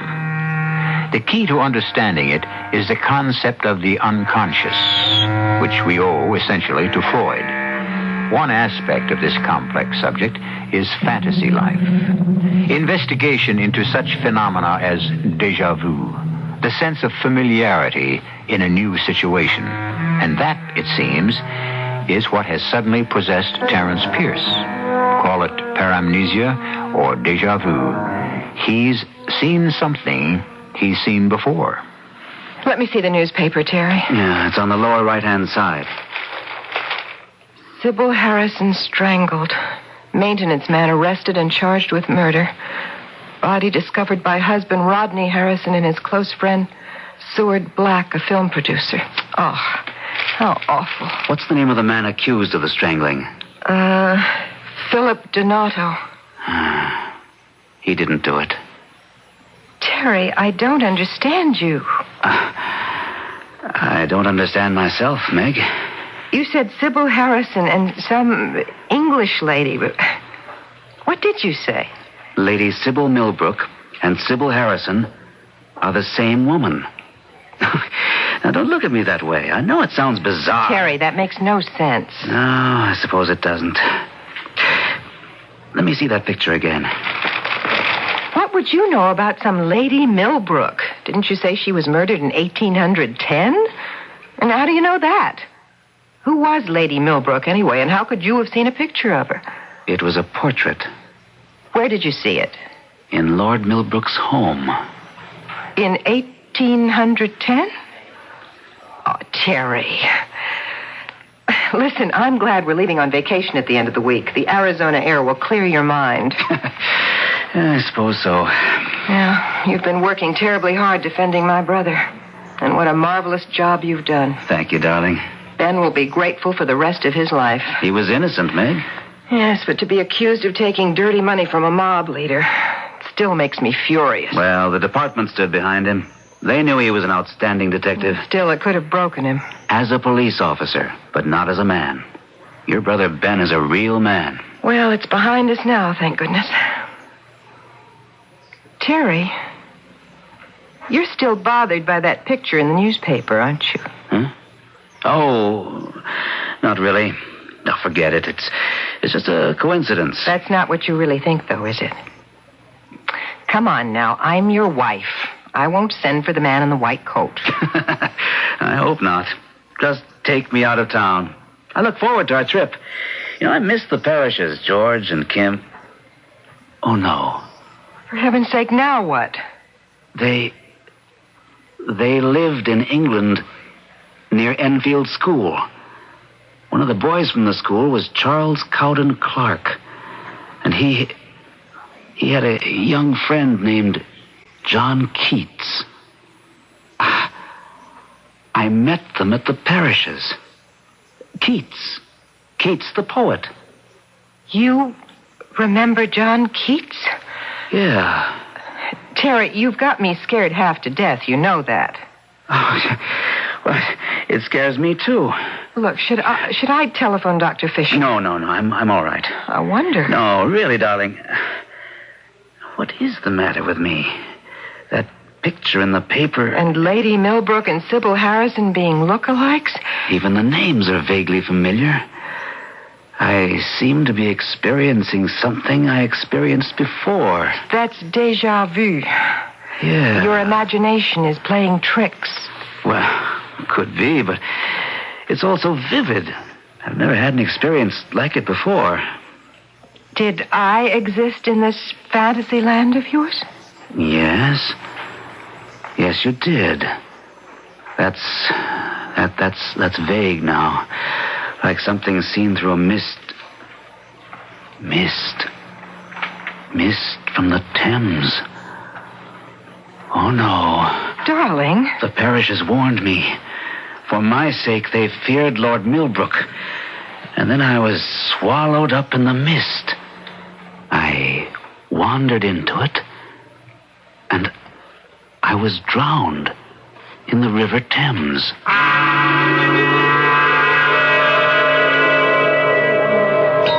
To you, Terry, for saving my life and my career. You thanked me in court, Ben. Yeah, and I'll go on thank you as long as I live. I hope you like this joint. I do. I like its old-fashioned flavor. The dark paneling and the red and white checked tablecloths. Now, the food's plain, but very good. Oh, I got that table over there, the one for two. Ben. Yeah? Isn't that a man named Seward Black? Huh? Oh, yeah, looks like him. The friend of Rod Harrison. Whose wife was strangled a few nights ago? Yeah, the actress. Hey, what a dirty shame, huh? She really was a beautiful woman. A pretty good performer. Well, I wouldn't know. She could light up the screen, though. I've seen him before. Sure, why not? His picture's been in the paper before. He's a producer. It's a nasty case. No, that's not right. It's no case at all. Donato was found in the bedroom with a picture wire in his hands and lipstick on his face, smeared all over. Drunk as a lord. He'll go up the river for life. Should. Donato didn't commit that murder, Ben. Huh? Oh, of course he did. Harrison and this guy, Seward Black, walked in and found the wife strangled and Donato sprawled on the floor with the evidence in his hands. It's an open and shut case. What are you talking about, Terry? Excuse me for just a minute. Oh, well, I'll meet you back at our table. Mr. Black? Yes? You are Seward Black.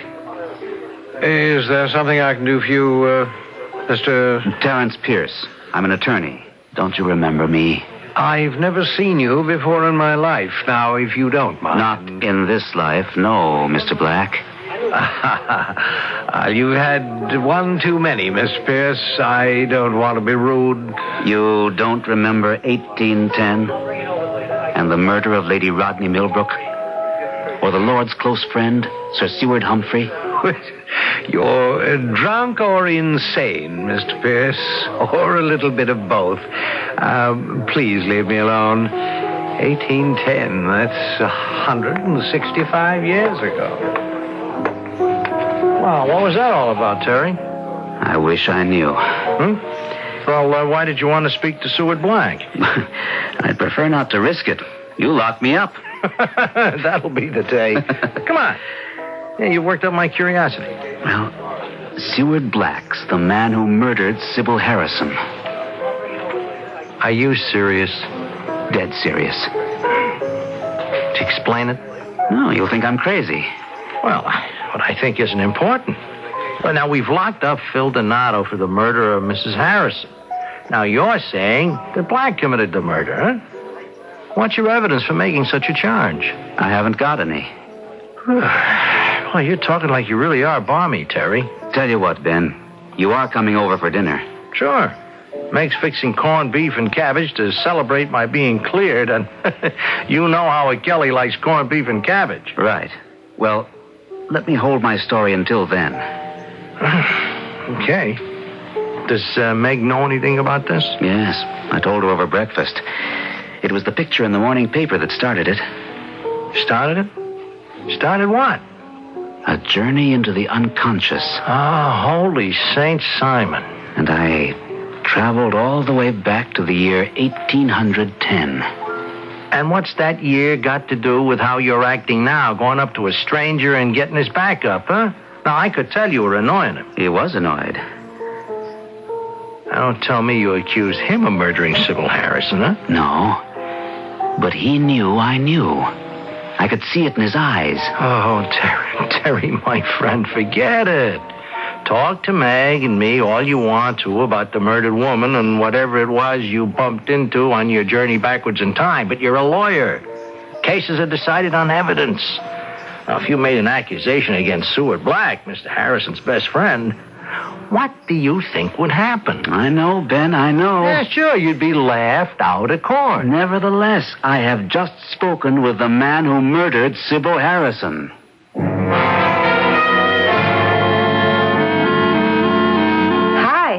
Don't you look lovely, Meg?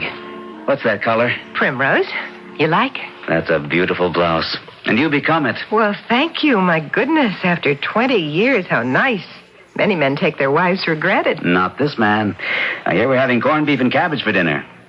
How did you... Oh, of course, you were having lunch with Ben. Oh, he ought to be along soon. So, come on, sit down and tell me about your day. Oh, there isn't much to tell. My partners were very happy. I proved that Ben was not guilty. I got dizzy from their pats on the head. Well, you deserved them, and I expect you got a really big one from my brother. Better than that. I got lunch at Chris's Chop House. Yeah. It was a rewarding day. No daydreaming? I'm sorry about this morning. I must have sounded a little wild. Well, that was an odd story you told me. I had a funny experience at lunch. Ben and I were having a drink at the bar when I saw him. You saw? Seward Black. That wasn't his name 165 years ago. Oh, no. It was Sir Seward something. And? He committed a murder for which a vagrant was arrested and hanged. Terry. Yeah, I know. Did you mention this to Ben? I told him I'd tell him the story tonight. Seward Black. He's that producer friend of Rodney Harrison. That's right. I spoke to him. Not about... No. I just asked him if he remembered me. He denied it, of course. He intimated that I was drunk or crazy or a little bit of each. I'd deny it, too. Meg, I've got to resolve this puzzle. Will you help me? Of course, Terry. Then try to get to the library tomorrow and look at back issues of London newspapers or periodicals for 1810. Find out if there was a Lord Millbrook and a Lady Sybil. Did he have a friend named Seward? Was a man, a vagrant, convicted for the woman's murder? Will you do that for me? Certainly, darling. Really research it, Meg. As Ben pointed out, cases at law are decided by evidence. I don't have any. All I've got is a picture in my mind of a murder and of an innocent man being hanged for the crime. It's a very long time ago, but the same crime has been repeated. I just know that. If there's any substance to what I've seen in my mind's eye, I'm going to defend the man now being accused of murder.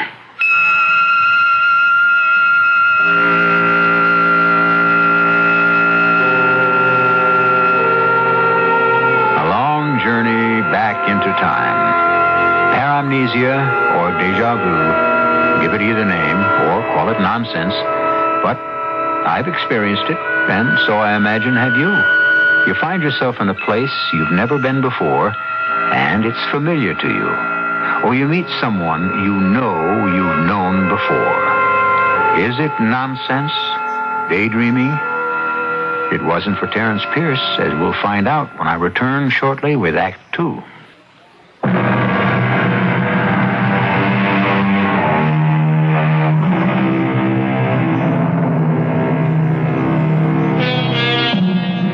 Can anyone have an insight into murder?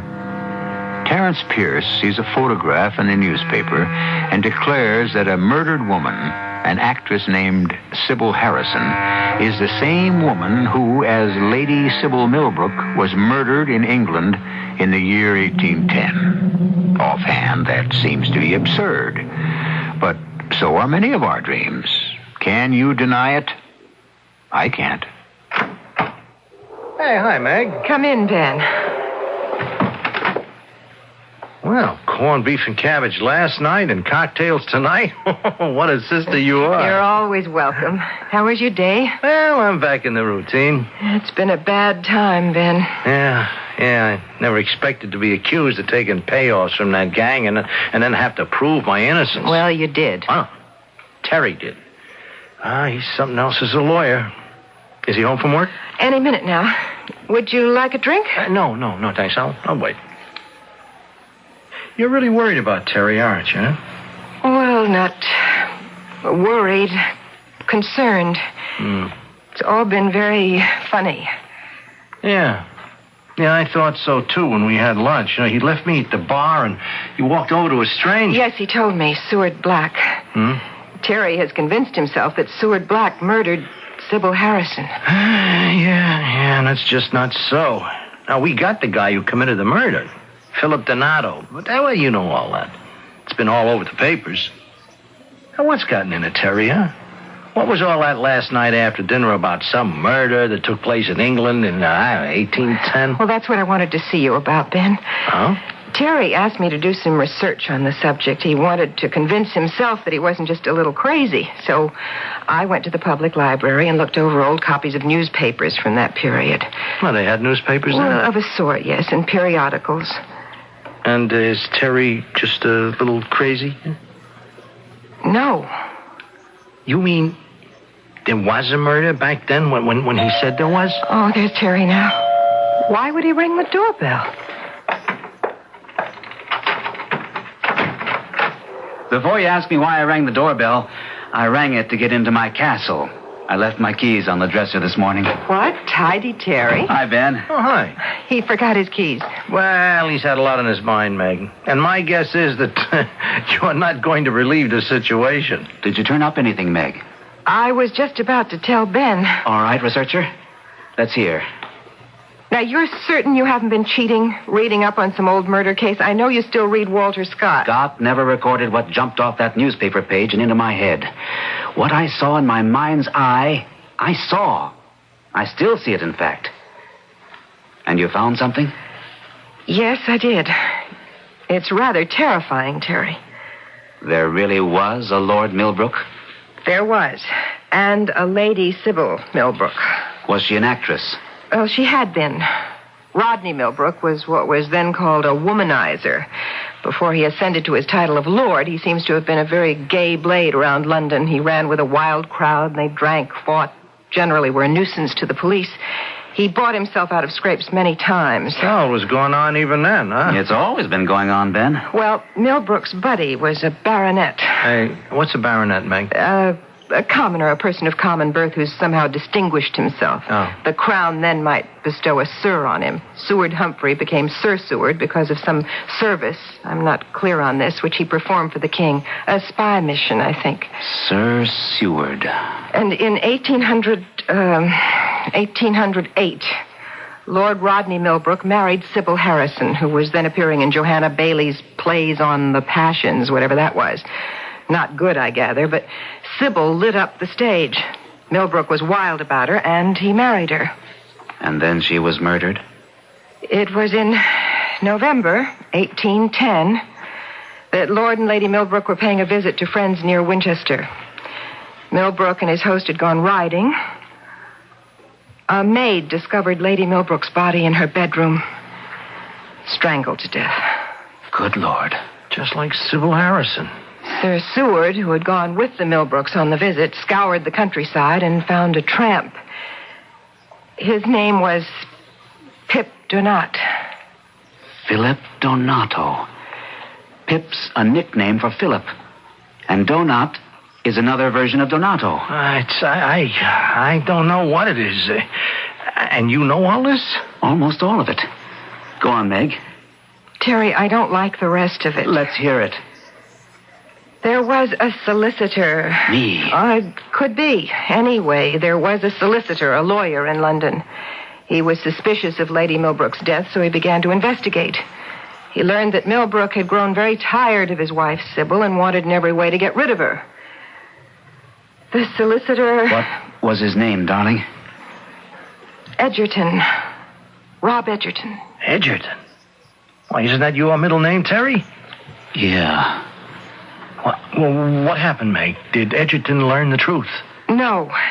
The vagrant was drunk when the confession was wrung out of him. He was hanged. Which is just what might happen to Philip Donato. Pip Donat was hanged, but Rob Edgerton cast so much suspicion on Sir Seward that he was forced to leave England for the United States. Well, good for lawyer Edgerton. Not too good for him. One night his body was found floating in the Thames. I see. So, may I suggest, darling, now that you've taken your trip backward in time, please come home? I can't do that. Sir Seward framed a vagrant for the murder of Lady Millbrook, and Pip Donat was hanged. Today, Seward Black, Rodney Harrison's furtive confidant and hanger-on, frames a maintenance man, Philip Donato, for the murder of the actress Sybil Harrison. It's Phil Donato I'm worried about. Ben, you've got him cold to rights, haven't you? Afraid so. Well, let me ask you this. Huh? Who's defending Philip Donato? Friend of the court. Donato's a poor man. I'd like to talk with him, Ben. Maybe I'll offer him my services. Oh, no, you won't. Do you want to end up dead in the East River? No, Terry. Then you do think there's something to what you've told us. Well, I can arrange for you to see Donato, Terry, but... See, I'm with Meg. Don't get mixed up in this. You both think there is something to what jumped into my head when I saw Sybil Harrison's picture. Am I right? Ben, make it possible for me to visit Philip Donato. Well, Meg? All right. But let me give you a piece of advice, my darling husband. Stay away from the East River.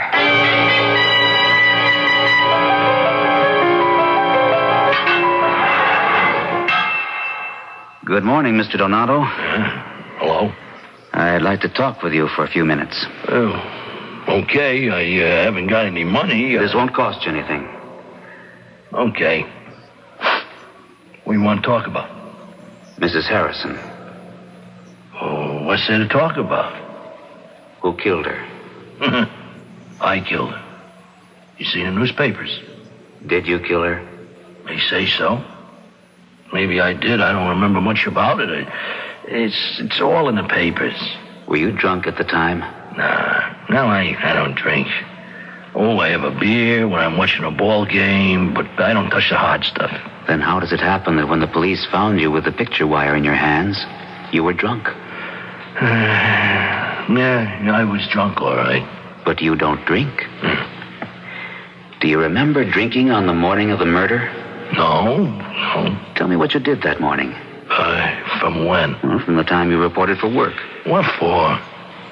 Because I don't think you murdered her. What, you some kind of nut? No. I really have no doubts about who killed Mrs. Harrison. I know who killed her. Yeah? Who? Tell me the story. You think maybe I didn't kill her? Yes. Now, you reported for work? Yeah, I relieved the nightman at 6 in the morning. Someone's on duty all the time. You know, people want service all kinds of times. Why did you go to the Harrisons' rooms? Oh, it was about 11 o'clock in the morning. The maids had already cleaned the rooms. One of them, Gertrude, she said the kitchen sink was stopped up and I should fix it. Was anyone in the rooms when you went up, Mr. Donato? Just Mr. Harrison. He was leaving to go out. What about Mrs. Harrison? As far as I know, she wasn't there. I didn't look around. You know, you got a job like mine, you stick to business. They gotta trust you. So, Mr. Harrison was going out, and as far as you know, Mrs. Harrison wasn't there either. No, I didn't see her. Mm-hmm. The newspapers said she had a date at the beauty parlor for 11, but she didn't show up. Now, What did Mr. Harrison say to you when you rang the bell and he let you in? He said good morning very nice and said he was sorry to trouble me. I said that's all right. I had it fixed up real quick. Anything else? Yeah, he said there was coffee in the kitchen if I wanted a cup. Uh-huh. Did you have a cup after you fixed the sink? Yeah. Then what? After that, I don't remember. It all went blank-like. It's so simple, it's ridiculous. Huh? You were drugged, Mr. Donato. What? The drug in the coffee knocked you out. Someone had strangled Mrs. Harrison. She was probably dead in the bedroom and framed the murder on you. I was? Someone drugged me? Yes. It happened before. A long time ago. You mean I was drugged with booze? No.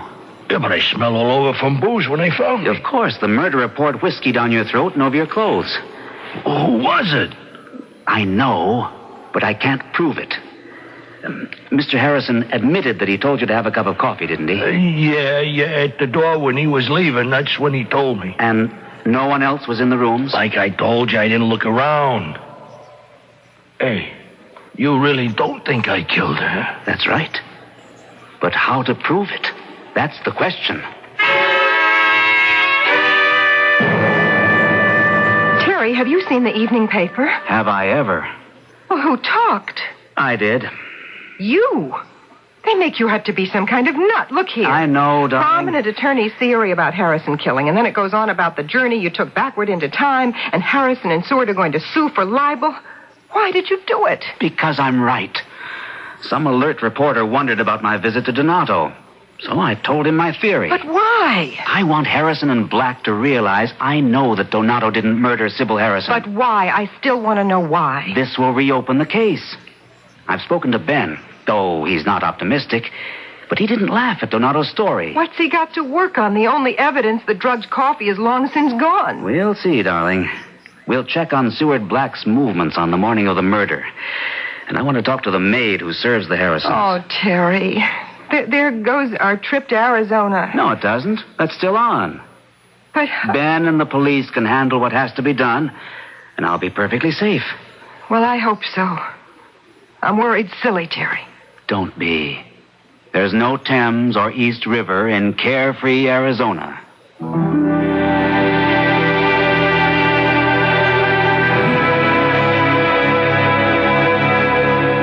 Are you enjoying your visit? I hope so. Even science cannot scoff at dreams. And from a dream experience, as Thomas Jefferson remarked in a letter to Thomas Monroe in 1823, we sometimes pick up some hint worth improving by reflection. But can a man's life be saved by an experience in paramnesia? We'll find out when I return after these messages.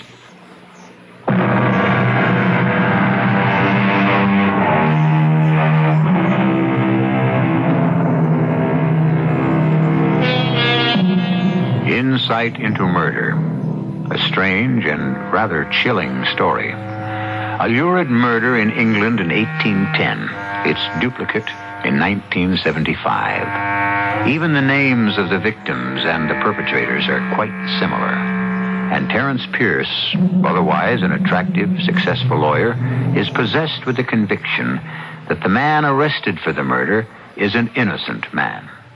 All set for the airport, Terry? Yep. Packed and ready to go. How you feeling, huh? Well, a little nervous, to be honest. The newspapers have had a lot of fun with you. I know it. The papers think you ought to be at the funny farm. But how about Professor Gruber? He didn't think it's all nonsense. Yeah, I read the interview with him. Well, that's everything. Kitchen, heat, draperies pulled, everything. Hi. It's nice of you to drive us to Kennedy, Ben. Glad to do it. Terry's feeling a little nervous. Yes, I am, too. Those newspaper stories. They're not what I'm nervous about. It's Seward Black. He and Harrison had gone back to Hollywood. Didn't you know that? Oh, I didn't. For the funeral, I suppose. Yeah, it was yesterday. Harrison said he'd go away for a while. Yet he's badly broken up by his wife's death. Well, with them on the coast, I've got nothing to be afraid of. No, we'll make sure of that. Now, just what does that mean, Ben? Nothing, Meg, nothing. We're doing some further investigating. Now, Terry's created a doubt about Phil Donato's guilt. Harrison and Black are angry about it, so I wouldn't want anything to happen to Terry, you know. What? What could happen? I didn't mean to alarm you. Nothing. Relax. How can I relax when you're suggesting that Harrison and Black might try to do something to Terry? Not a chance. Why should they? Because they know they're guilty of the murder. That's your theory, Terry, but it hasn't got a leg to stand on. But you said you're doing some further investigating. We are. Now, look, let's not talk about it, huh? Okay? You're staying with the Parish, is that right? Yes, in Carefree, Arizona.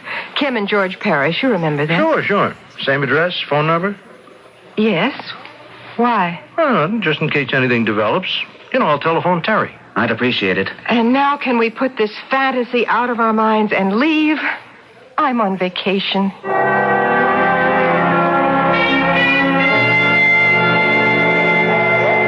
There they are. Kim, Meg, welcome to Bethia. Hello, George. Hi. Good flight? George, it was just perfect. And the land and all this sunshine is just marvelous. I'll get the bags and meet you in front. Oh, George. No, I can manage. I'll see you in a few minutes.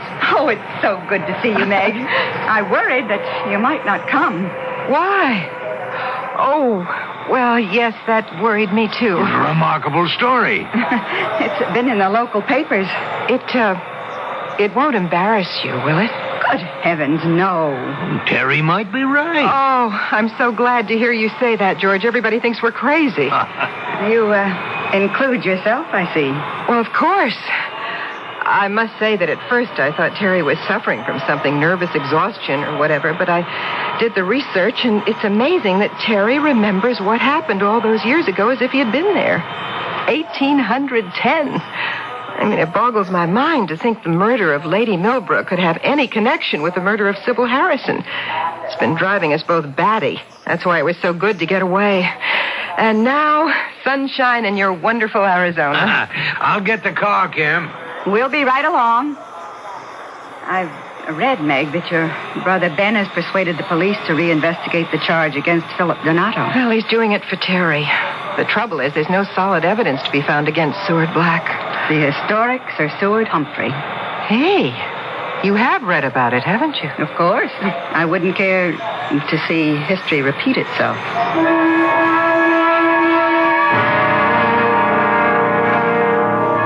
This is wonderful, darling. Clean, dry air. And look at the view over the desert and up to the mountains. Tomorrow I'm going to swim and lie by the pool and burn myself to a crisp. Pool? Sure. Look out the other window, the one facing the back patio. You see? Doesn't that look inviting? Tomorrow I'm going to wear it out. Yes, very nice. You say that kind of funny. I didn't mean to. Water. Terry, you don't think... Oh, no. That couldn't be. Anyway, it was the Thames, not a pool at a friend's house in the Arizona desert. What is the matter with us? Oh, my fault. I've got us both worked up about that miserable murder case over 100 years ago. I'm sorry. Ready to go downstairs? It's getting late. The sun is almost set. Not quite. You go ahead. I'll be down as soon as I comb out my hair. I won't be long. You look beautiful. Run along. I'll be down in a few minutes.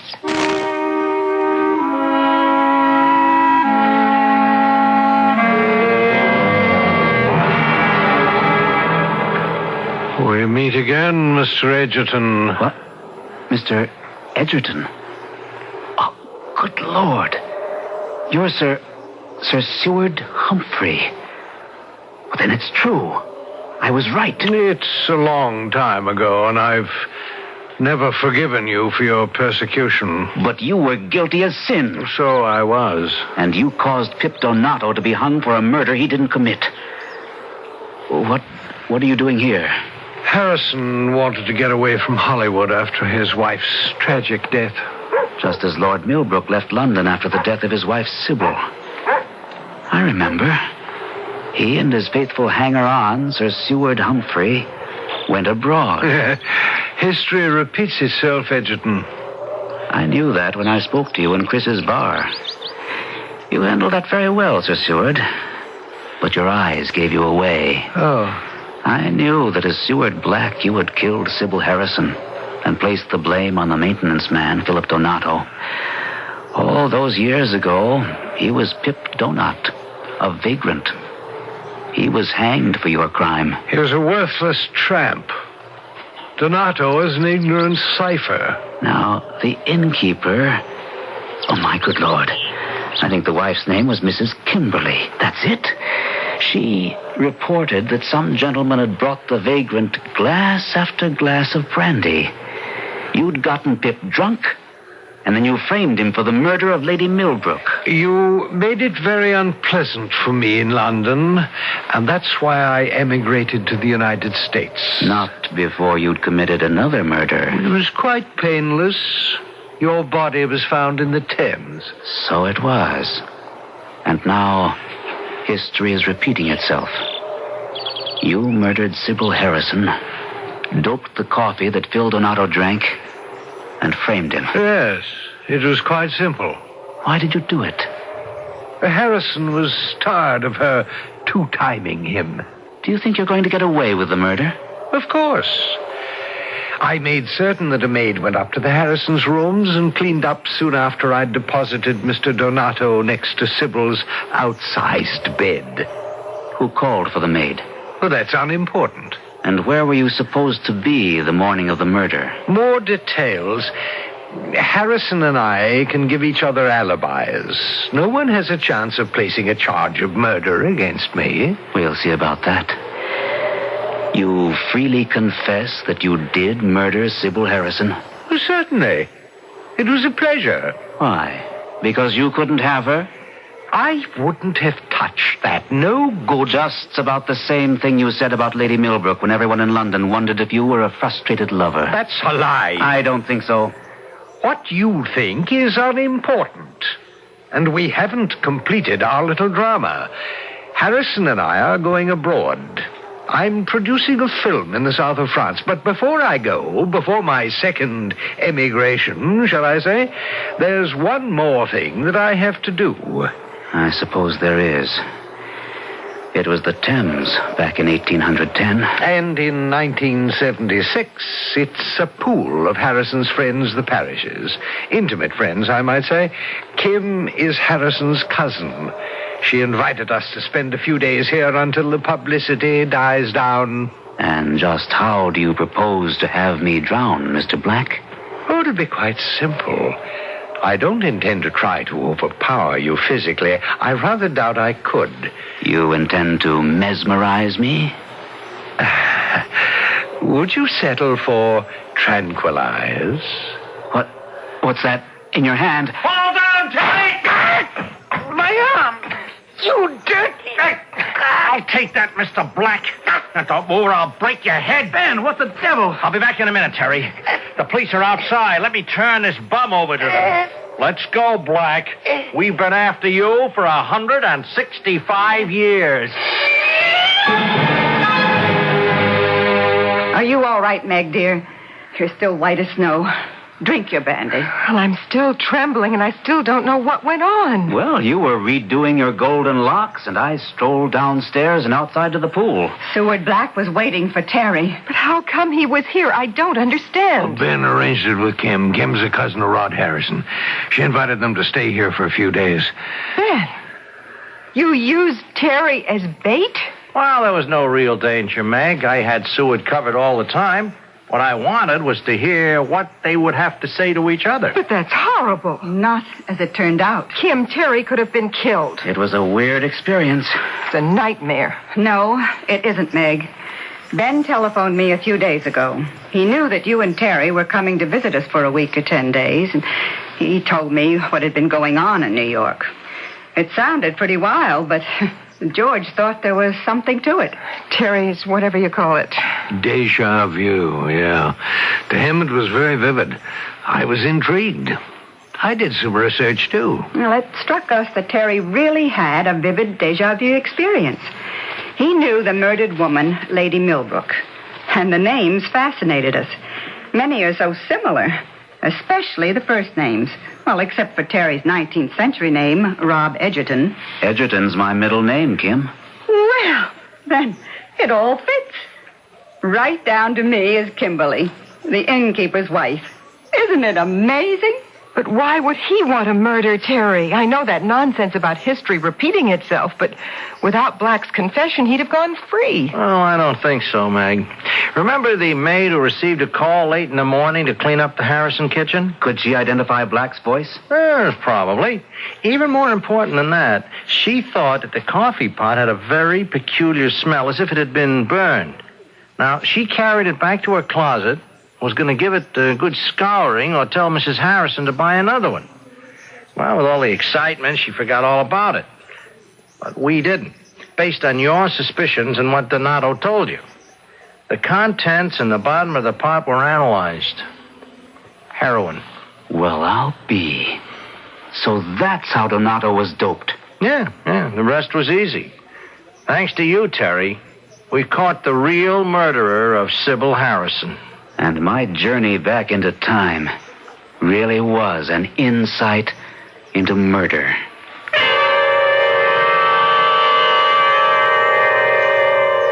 It began when a man saw a picture on the front page of a newspaper which jogged his memory and sent him spinning in his imagination back to a time long forgotten. Paramnesia, déjà vu, whatever we call it, it was a phenomenon. More remarkable still, what Mr. Pierce saw in his subconscious was a pattern of murder about to be repeated. And it almost was. I'll return shortly with further observations.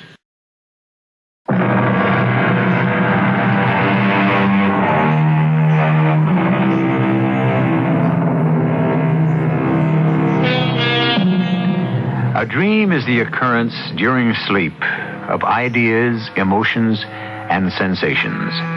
Upon awakening, we may or may not recall them. Often the dreamer will tell in detail about what happened in the mysterious world of the subconscious. When you are lying in bed on a dark, quiet night, and you slip into sleep and then into a dream, perhaps you'll go back in time to an event that occurred long ago. If so, I hope it will be a less frightening experience than that of Mr. Terrence Pierce. Our cast included Gordon Gould, Terry Keane, Court Benson, Earl Hammond, and Joan Arliss. The entire production was under the direction of Hyman Brown. This is E.G. Marshall inviting you to return to our Mystery Theater for another adventure in the macabre. Until next time, pleasant dreams.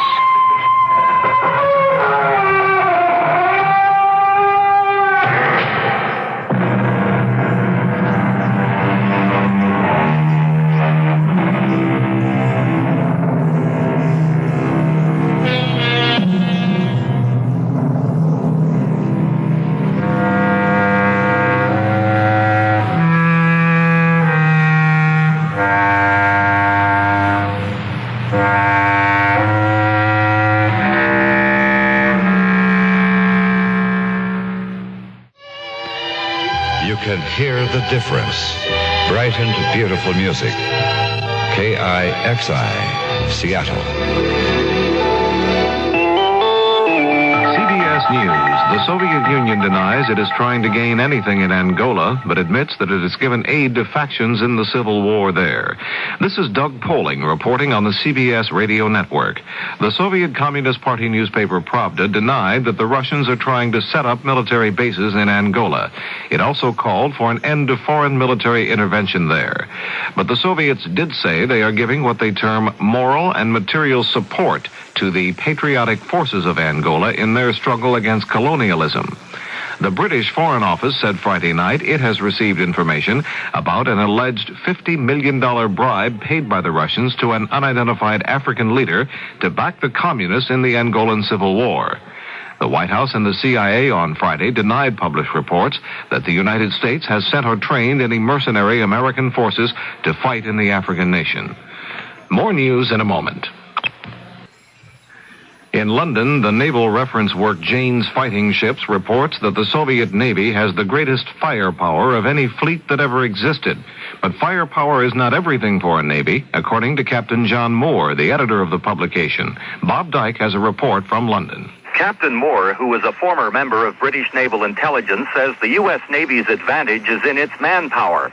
He says the average American sailor is better trained, more professional, and dedicated than his Russian counterpart, who is usually a poorly paid draftee, anxious for the day when he can return to civilian status. But Moore says the Soviet Navy is years ahead of the U.S. in terms of submarine missile capability, and that could even the score in the event of a war between the two navies. I'm not sure who would win, but I'm certain it would be a long and bloody struggle in which the United States, backed by the navies of NATO, would be very hard put to it, because the Soviet Navy today is probably strongest in the world in all aspects of missile armament. But Moore said when it comes to aircraft carriers, the United States Navy is so far ahead that the Russians haven't a hope of catching up in the foreseeable future. Bob Dyke for CBS News, London. President Ford met for over 40 minutes on Friday with members of a task force studying ways of making airports safer from acts of terrorism. Transportation Secretary William Coleman said the president was told that airport security around the nation is tighter now since the tragic incident at LaGuardia. At a news conference in Washington, representatives of the British and French government said Friday that American claims that the Concorde supersonic airliner is too noisy are greatly exaggerated. They said the British-French-built plane will not cause significant environmental damage, and the plane should be allowed to land at U.S. airports. Gerald Kaufman, the British Minister of State, spoke of the traditional alliance between the U.S. and Britain and reminded Americans of what Britain has done. Alliance depends upon something a very great deal more than whether our planes should land in each other's countries. Whether you would consider us ungrateful allies if we had not permitted the revolutionary and unknown 747 to land in our country, I don't know. We readily permitted it to land, and what's more, we bought it, and our airlines fly it. Strong winds hit England and Ireland Friday night, resulting in at least 8 deaths. One man was blown into the path of a car. 2 motorcyclists were killed by falling trees. At Cromer in eastern England, they measured a wind gust at 105 miles an hour. President Ford on Friday carried out his announced intention and vetoed that bill that would have expanded picketing rights for construction unions. Doug Poling, CBS News.